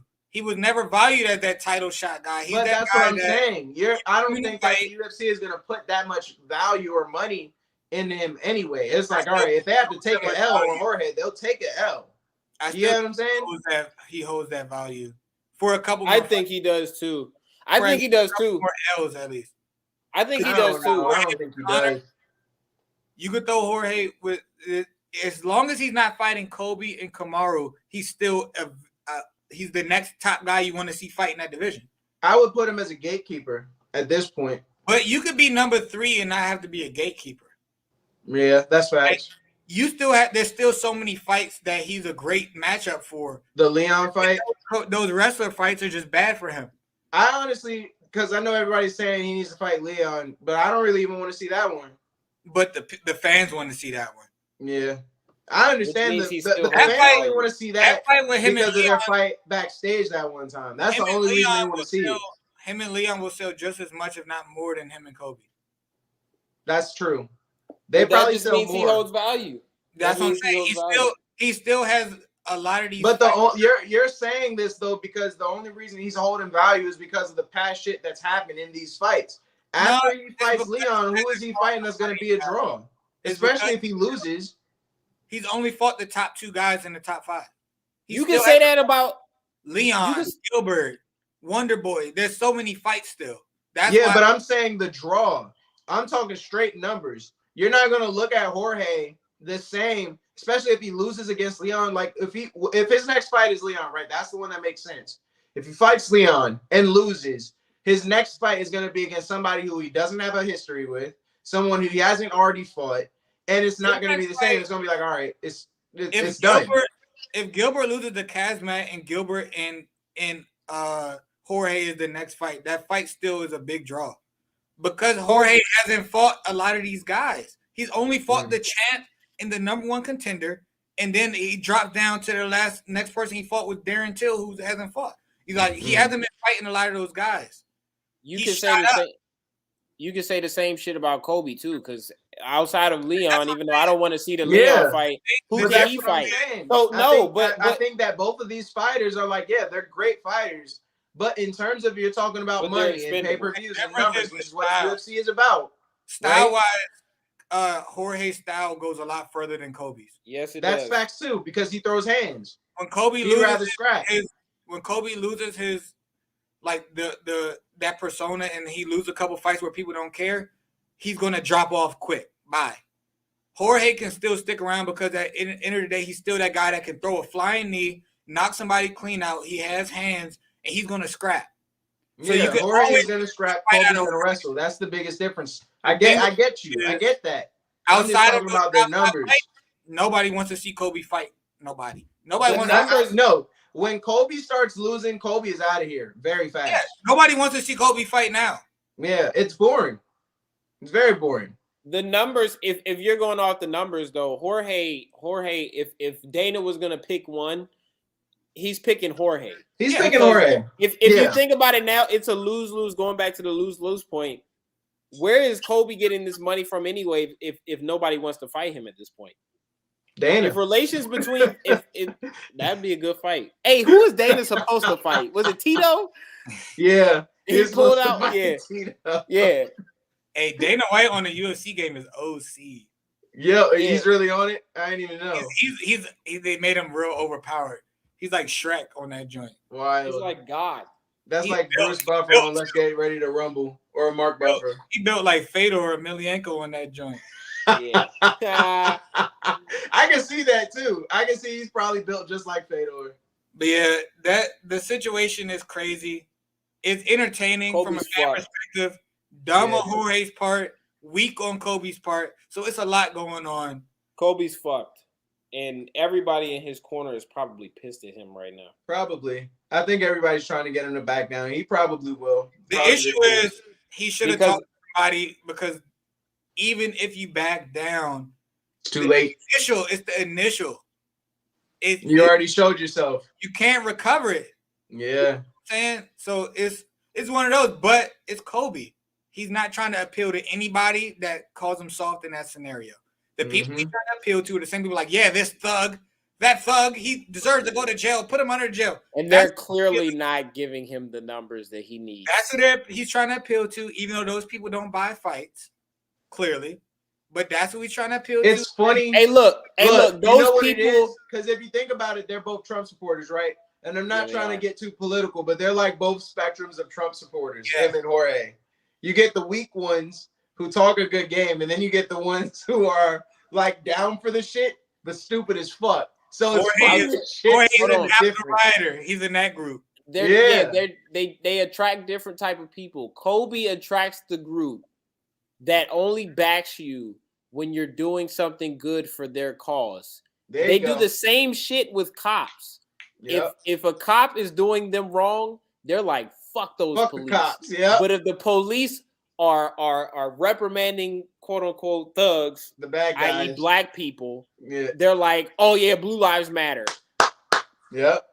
You're right. That's the same shit. That is facts. Jorge attracts the masses because Jorge doesn't make it like blatantly known that he's a Trump supporter. But his style of marketing has never been political. Kobe's has always been political. So Kobe's short-term marketing strategy has been good, but like in the long scope of things, it has been terrible to attract the masses. He a little pumped himself. Numbers are so bad. If we're being for real, he SoundCloud rappered himself pretty bad. Pretty bad. Huge run. Run for like a year or two. Kobe's gonna have another popularity spike when the next election comes around. It depends on what happens. Become more relevant. Trump supporters will become more encouraging and supportive of other Trump supporters, and that will help him a little bit. Okay, if we arguing on that, quiet, MAGA's quiet. So Kobe's little bit of support. MAGA not quiet. I don't know what the fuck. Well, maybe it's because I'm in Florida. You're in MAGA not quiet down here. You're in Florida. Yeah, in the grand scheme of everything on the political side, they're a little quiet.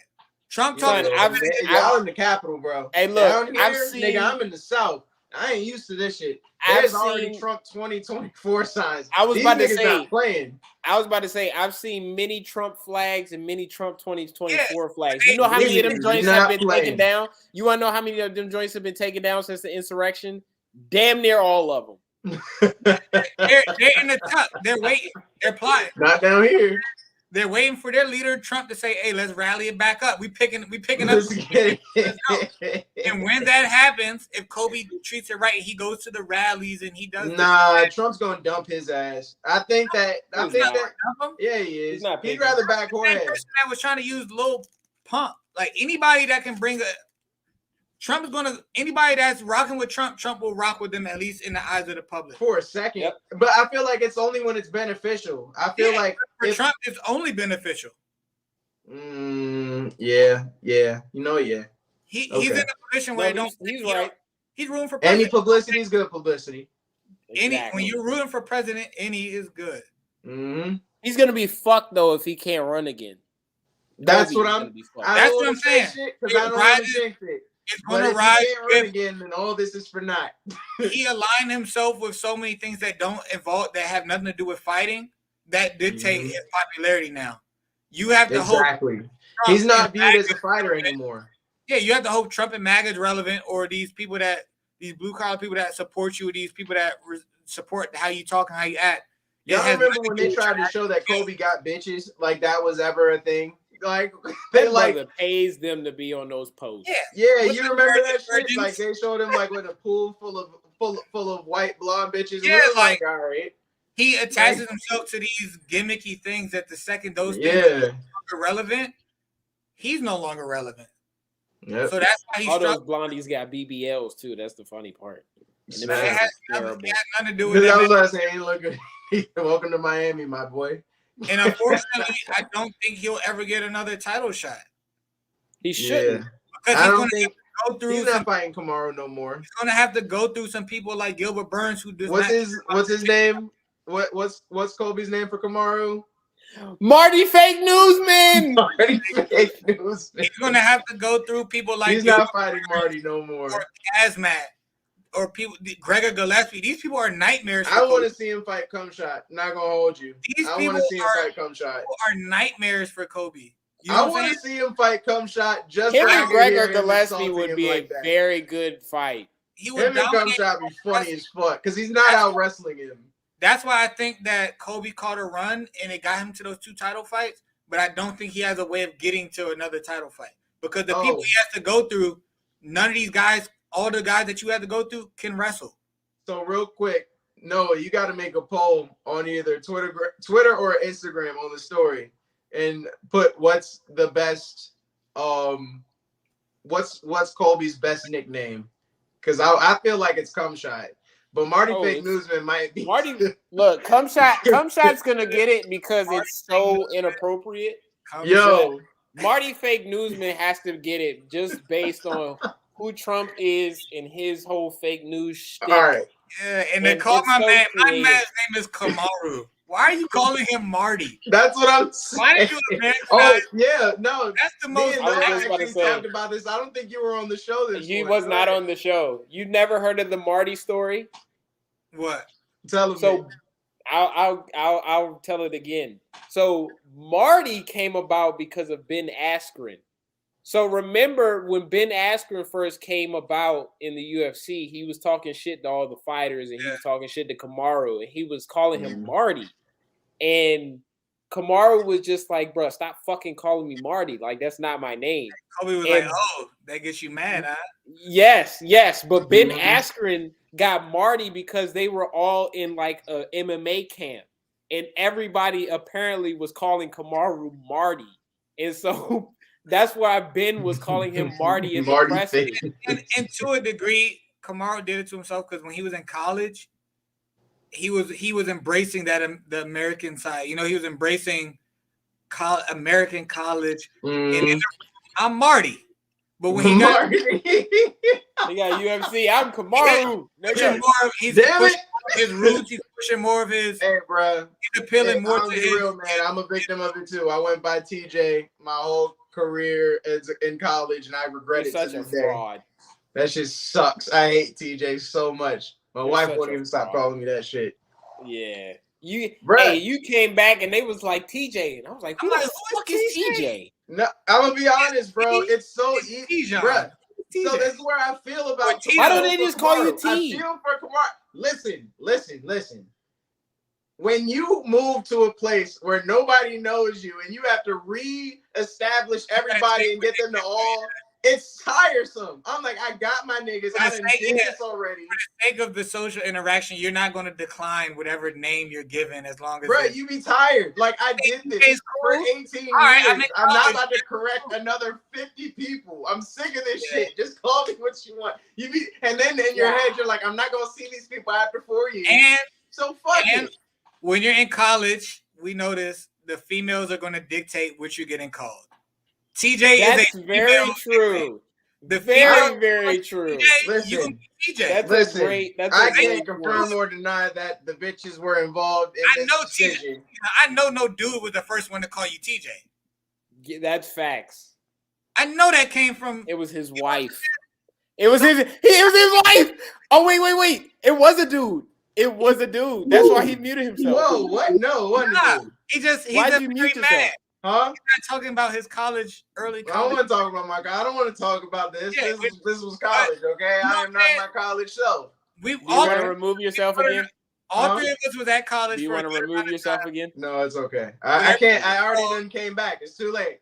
I can't back out. You brought me back. I had to be like, fuck no. Yeah, you get called by a female, you don't debate it. That's what it is.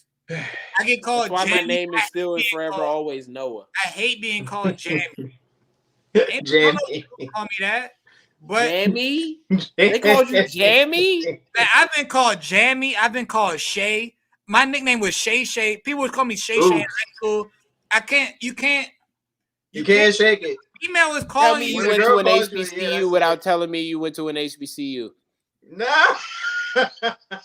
When Shay. When a female was calling hey, that needs to be a name next week. I was about to say, I went to when high a female was calling you nobody something, called you Shay Shay. That was at Howard. That's high school and that's Howard. That was high Howard. School. Oh shit. That shit was not happening in high school. One of my best friends in high school and senior year was calling me that. But she was calling me that. She knew I hated it. I blame you though, because you let Shane get out of there. That's your fault. Because I didn't know your name was Shane until like nigga, I didn't either until high school. Yeah. And I was like, nobody did it. Yeah. It was like, oh my god. So you go to school, your government's on that paper. They like, oh, I would. Hey, look, we the same shock. No, you know what's a worse shock was when I realized Carlo's name was Ruben. I was like, what the fuck? Oh shit, yeah, that was crazy. Carlo Ruben joint was crazy, dog. I was like, oh, yo, what? Yeah, it be environments that they should not be introduced. So I learned that Jamil's first name was Shane at a Grappler's Quest because we were competing on the same mat, and they were like Shane Taylor, and Jamil got up. I was like, they put his government Your name is Shane? That's what I'm saying, bro. They had the government. They doxed me. Niggas like me. What? Yeah. Then I go to college and I say, nah, y'all call me Jamil. You know what I'm saying? And they're like, oh, Jammy. So it's a little Jammy. You want to get a bad name. I know Noah got a no. What they call you? Noah got one. What they call you?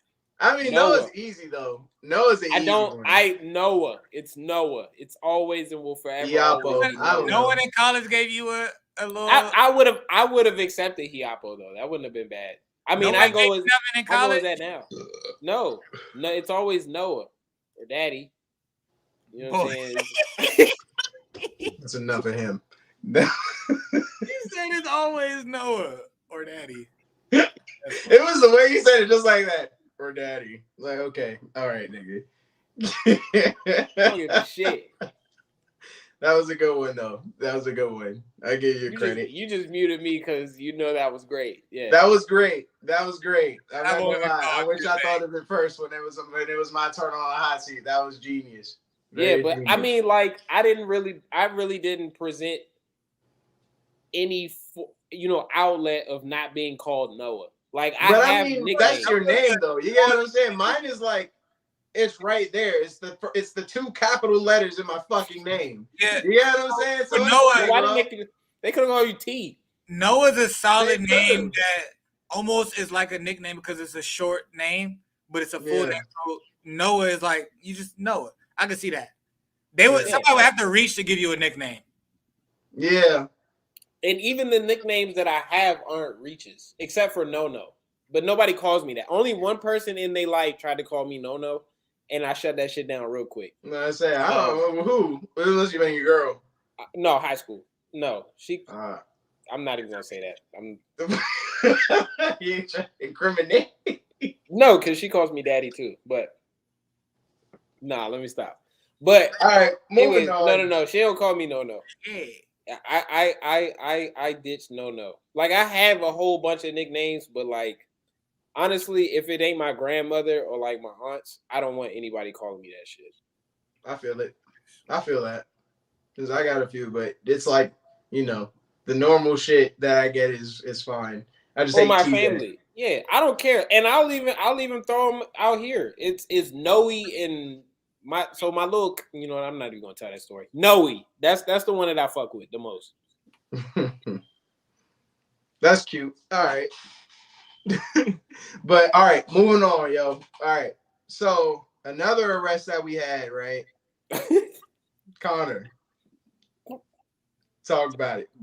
But free Connor, according to No. Free my cousin. He's living that crazy life, but at the same time, man, Connor didn't come from Connor came from the streets too. Mm-hmm. A dude that came from nothing, and you give him a whole rack of money and expect him to not act a fool. I mean, bro, it was a traffic violation. Hey, pull that picture back up, son. Like he be driving crazy, speeding, got the nice cars. He be fighting in bars, like he just living life. That brother looked like he's speeding Lamborghinis. Just look at the way he dressed. He looked like a Calvin Klein model. Yeah, he do. So it don't surprise me. It's like when Connor's hurt. Connor being hurt is the worst thing that can happen for him because he has so much free time where he can't be training as hard. I was about to say he's just bullshitting. That nigga getting high every day. He's driving the fast cars. The best thing for Connor is when he's focused on the fight, because when he focuses on the fight, he's locked in. I'm gonna be real, bro. You want to know the moment that I lost my respect for Connor? It was when he was pacing his TV watching Dustin fight. That was the corniest shit I've ever seen. Go and look at it if you've never seen it. This nigga. So Dustin, who did Dustin fight? Justin Gaethje. I think it was Justin. I don't remember. But during the fight, when Dustin's getting announced, you see Connor in just his tidy whities pacing in his like Billy Boy stance in front of his TV. Swear to God, like he's a pit bull looking at a cat. It was the stupidest, corniest shit ever, dog. Fuck you mean I'm going 119 on the highway? You rat! You rat! That shit made me lose so much respect for you, bro. I'm going 119 on the highway. Yeah. But that brings up another point, man, because, there's a whole lot of hype, and it is reminiscent to Connor, and that's what Patty the baddie. I don't really agree, but there is a lot of callback to that Conor McGregor run, and that's just because he has the whole UK the behind difference, him. Though, Patty he has more support than Connor did early out. That's what I'm saying. He's an internet star before, like, more than he's a fighter. You know what I'm saying? Like, he's already a super internet personality. Bruh, this nigga comes out to Heads Will Roll. You know how lit that shit is? Hey, the difference is this motherfucker has a 1980s Beatles haircut. That's what the difference is. Like, he is London, bro. Like, yeah, he is London.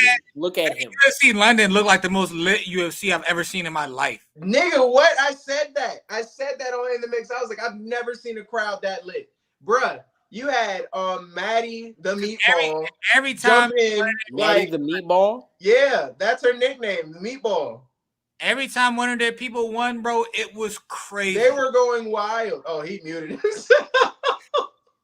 What's wrong with the Meatball, bro? That's hard. The Meatball.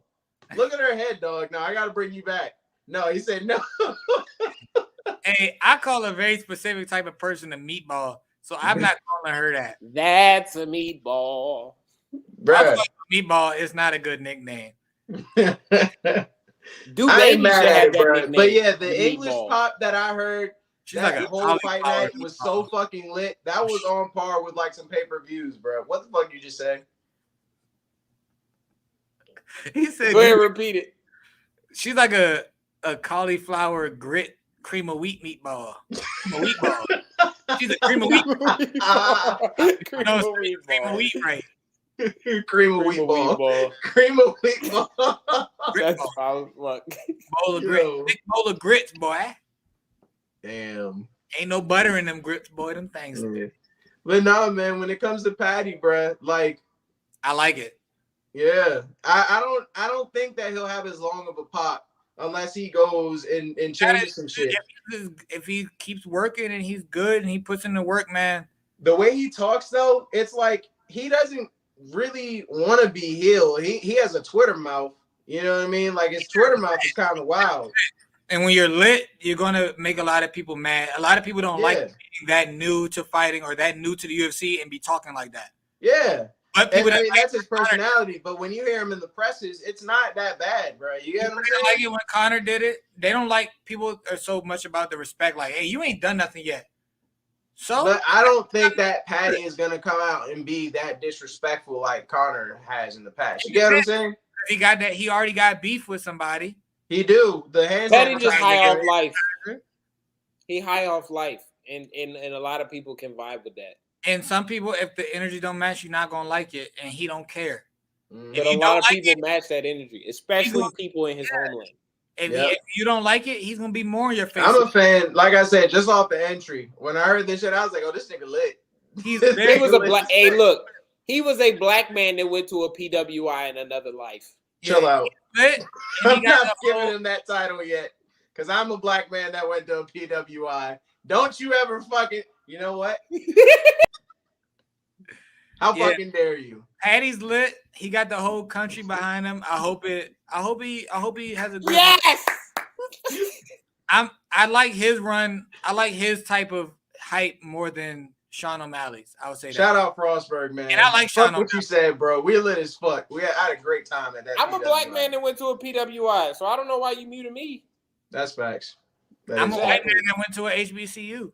I should get my revenge. You didn't have to say that. We know. You don't know the struggles. You don't know. I was a white man at an HBCU, so you know. White man at HBCU. Hey, bro, you know I never went to Ben's Chili Bowl. I'm still mad about that. It's what? It's not over or underrated. People that say it's overrated don't know what the order. People that say it's underrated, it's you don't get chili everywhere. It's a really good chili. You don't get really chili. Good. Get you the half smoke. Get you the chili bowl. Get you the chili burger.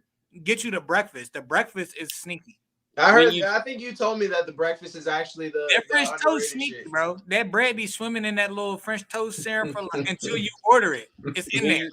When you taste Ben's Chili Bowl, you'll understand why it's a staple in DC. Like it's good. It's very good. It's necessary. The hours, the type of food, and where it's located is necessary. And the history behind it, the fact that it's black owned in DC.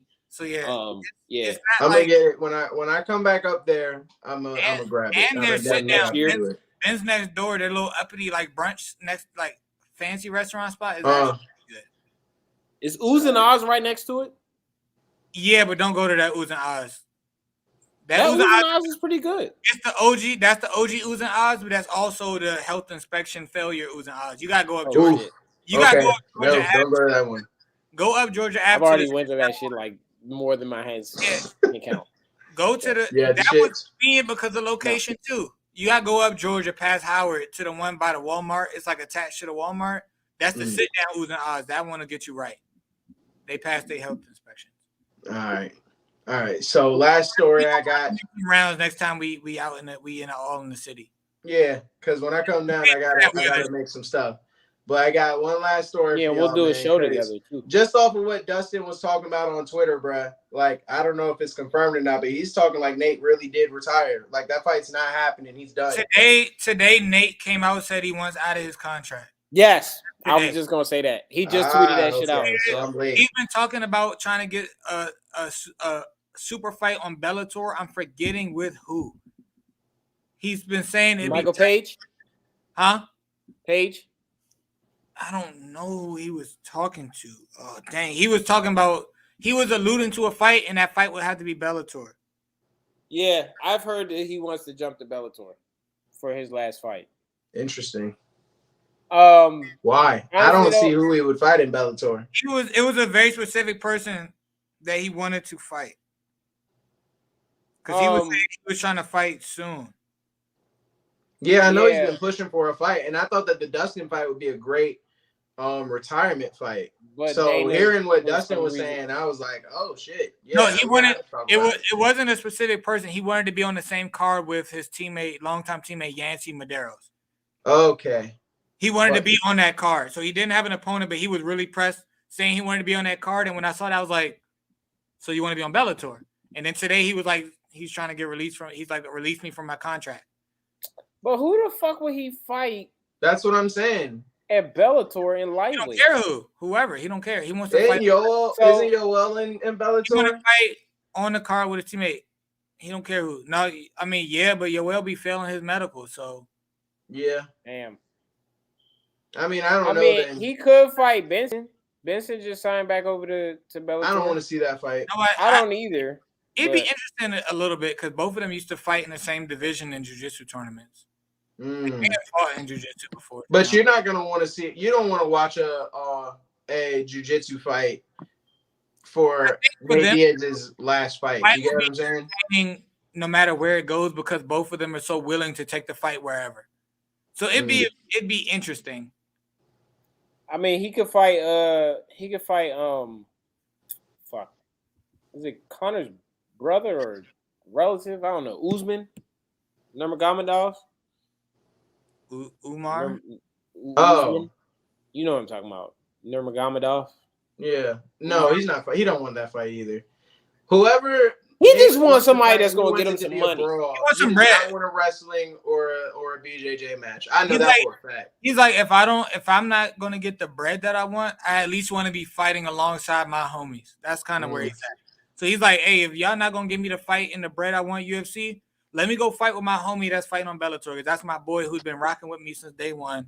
So let me go get on the card with him so that I can help boost the viewership on his card. You know, like he's really for the team like that. Like, let me if I could help get some views on my boy's card that he's headliner that he's on, let me do that. If I'm not gonna get the bread that I'm gonna get and be able to put people on over here. So I think that's where he's at. I ain't mad at it, bro. Okay. If I ain't mad at it. If you've given so much time to a sport, I think you should be able to go out how you want to go out. I was about to say, however he chooses to, I'm gonna tune in. But I just didn't see what the point is. You know what I'm saying? Yeah, but he just said that he would love to fight alongside his homie. So he needs to go in some type of MMA Hall of Fame like culture. The Diaz bros are simple like that. Like, it's not even always about the money. It's not about the money. They made enough money. First off, they have a weed company. I'll let you know if I want to fight somebody or if I want to fight, and if I don't, they're like mythical people. Like, hey, if I feel like fighting, I'll let you know. Give me a fight. Their personas and their name have literally transcended MMA to the point where they really don't have to fight. They fight because they like to fight. Yeah, that's what I'm saying. So the money, of course, the money got to look good, and they're not gonna let themselves get hold because they did for so long in their career. Let themselves get hold on the money side. They realize they see that power. Like after that McGregor fight, he's like, "Oh, I can get some power with this bread." Because before that McGregor fight, he wasn't really that hype. He was just Conor kind of handpicked that fight, thinking it was gonna be, and it wasn't sweet. Yeah, that's facts. So, but if this is the last that we see and Nate doesn't get that and he doesn't get that happy ending that he wants, I got one thing to say to him. Assalamu alaikum, my nigga. You know, same shit he said. Thank you to Nate Diaz. Nah, bro. He done given me some great memories. That man, since like high school. Like I was about to say, from his debut, like we saw him at the Ultimate Fighter when he. I was just about to say his Ultimate Fighter run, bro. Legendary, super legendary, bro. Like one of your brown belt. Like I don't even think he had his black belt yet. Man, just some two real dudes, man. Yeah. So, either way, end of an era. The greatest MMA family ever. Wow. Culturally. Wow. I honestly, I can't refute it, but I want to. Honestly, yeah, because nobody can. Brothers aren't on that level. What other brothers are there? Like, I was about to say nobody. The Nogueiras aren't even on that level. The Nogueiras in the BJJ spectrum culturally is great. Impact wise, the Nogueira brothers are there. The Nogueira brothers MMA were so lopsided. Not MMA. Not MMA. I'd give it to them in BJJ because they were both great. And if we're talking UFC and MMA, look at who comes from not the same impact. Alex Pereira is from Nogueira Brothers. That's what he's training at. Like, they put some people out. They just real low key with it. Nah, but I mean, like, strictly. He's talking blood. He's talking blood. Yeah, for themselves. Yeah, they were amazing for the time because they were like the first like brothers. But the Diaz brothers, as far as the culture, as far as pushing fighting forward, as far as like figures beyond just fighting, and just the greatest family ever. Standing on their morals, being highly public figures for how they talk. They never switch. Not changing. They never switch from jump. You gotta respect it, bro. I don't think culturally they are the greatest MMA family ever. They're better. They are over even the because the only family I will ever hear probably as a rebuttal is the Gracie family. I thought you were going to say the Gracies. Nah, but the Gracies weren't simultaneously fighting in the UFC. Yeah, I was about to say, there's no simultaneous group. And they're more BJJ like the Diaz is like, bruh, if it wasn't for the Diaz brothers, we would see a lot more strict shit when it comes to drugs, and mainly weed. They push so much shit. They sacrifice a good chunk of their own careers just to, like, get the UFC to chill out. They pretty much were like, we're going to show you that you're going to value us more than whatever. We're going to not fight, and you're going to act like you don't want us. But eventually, you're going to come around. You're going to need us. And you're going to come. They gained a lot more fans just off of the fact that they sacrificed their careers. And they were like, oh, these niggas not playing. You get what I'm saying? And the Gracie family is a staple of the MMA bloodline. They're the forefathers. They started it. Yeah, we're not debating that at all. We're talking more cultural impact. Yeah, we're just talking about what's been happening right now. Because, like, there's been, thanks to the Gracie family, MMA had transcended from just being a fight club and just being beating the shit out of each other to real techniques.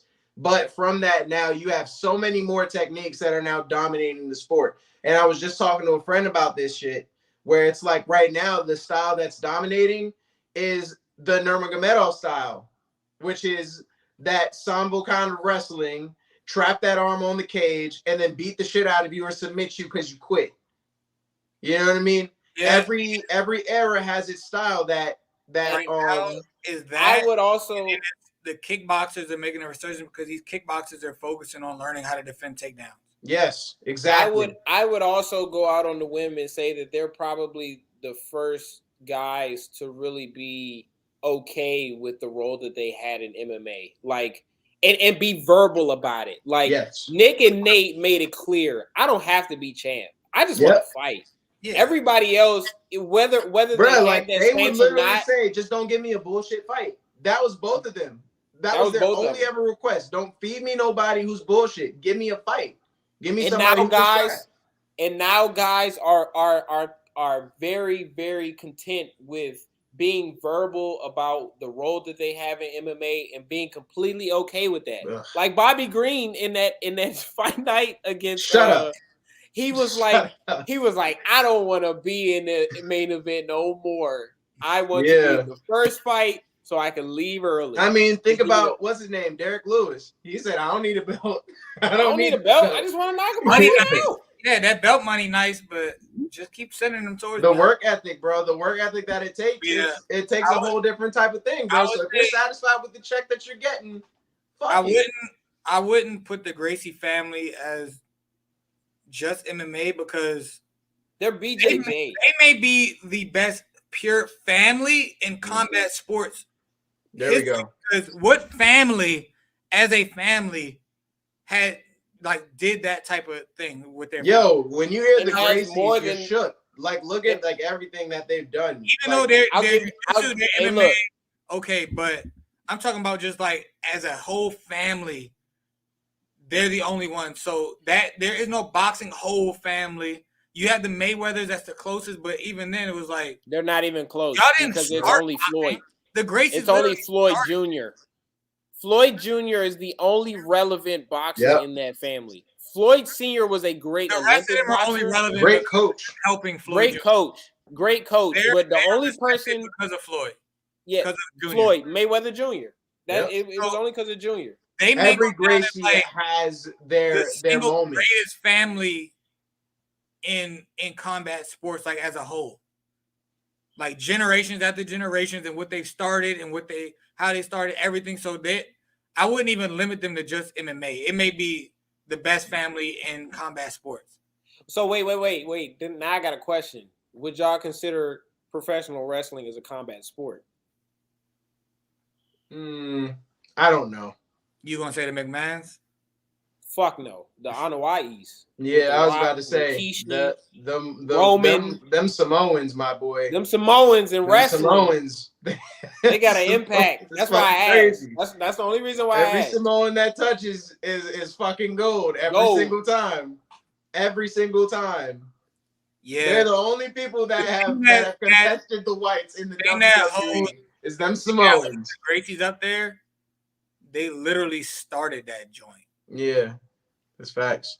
Brazilian Jiu-Jitsu started it. The biggest Gracie competitions. ADCC is a relationship with the Sheiks in Dubai and Renzo Gracie.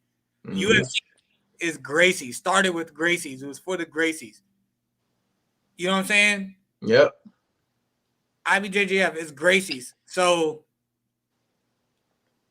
I think that just off of the fact that they started their joint. Indeed. And they started multiple joints. And they went over and they were the biggest thing in Japan and helped push the Japanese combat sports. Yep. They were literally traveling the world like, who thinks they tough? Come see me. And to this day, like, I think that outdoes just the Samoan dynasty in wrestling just because of that. I feel like it's just two different worlds.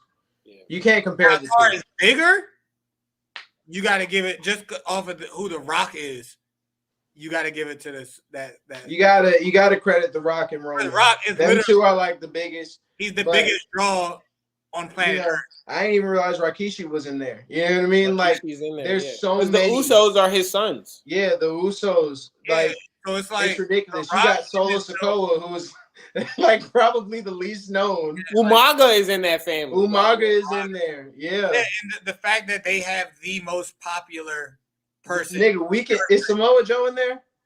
No, I didn't think so. But he popped. He did pop. I mean, he is Samoan. I feel like wrestling is in their blood. If I was Samoan and not Hawaiian, I'd probably be a wrestler. You'd be bigger. You'd be chunkier. Noah as a wrestler is crazy. He'd be like Ricochet. With him right now, he'd be like Ricochet. Give him like 2-3 years in the school. He'd be great. He'd be flipping off the rings and shit. He'd be great. I appreciate that. No problem, bro. I want to get into a ring one day. I would for the fun of it. Maybe the All Real Crew will give me that opportunity. But I don't want to like jump on glass or no shit. Like I don't want to do that shit. But for the fun of it, I'll jump in. I want to do like a Royal Rumble, a Battle Royale. I would like to get into a real street fight, but in a wrestling ring. With Jake Paul? If he's in that wrestling ring. Whoa, Montez Ford? No, Jake Paul. We know he would fight Montez Ford. Right, he would actually he would do things to Montez Ford that I cannot say on camera because it would incriminate him. Montez Ford would be done. Montez Ford would be done. All the spoils mine. All the bounty. All the booty. For the heart of Bianca. All the bounty. All the booty. They have a TLC with Bianca at the top. Winner to Bianca. Here we go. Montez Ford. Well, good. You got a fan then. Because you and Jamil are the same bloke. Help me get him out of here, man. Yeah. But hey, man, y'all got anything else you want to add before we end it, bro? Nah, that was a thick episode. I'm tired, man. Damn, you muted him for it. He didn't get one yet. Normally he gets one. That was Ham. Normally he does get one, right? Yeah. Yeah, everybody else got one. He had to get one. Said that shit one was thick. Ham. Shame on you, my boy. How you gonna talk about a podcast like you talk about a woman? We can cap it off here, man. Hey, thank you guys for tuning in as usual, bro. This was another rendition of Free Connor, All Real Crew. Free Connor, free Jorge. Fuck that bitch ass nigga Kobe. Free Jorge too. Yeah, but at the end of the day, man, if you like what you see here, catch us on every single day. We do the rundown. Catch us every weekend, and whenever we decide to do our All Real Crew podcast, you will see us on Saturday, right before the WrestleMania starts, and that Monday we're gonna recap it, and of course we're gonna do our bets. Jamil's gonna do his shoey, hopefully this week, hopefully this Friday. Yeah. We gonna do it, man. We gonna get it done. I'm shopping right now, matter of fact. Bet. So he's gonna get his punishment on so that we can get this one popping, and then whoever loses this next one, because it's gonna be big. This one's probably gonna be the worst punishment. We gotta make that claim now. We gotta this is probably the biggest wrestling event, so we have to make it wild. We have to. Deal? Deal. I'm scared because I be losing. You should be scared. Yeah.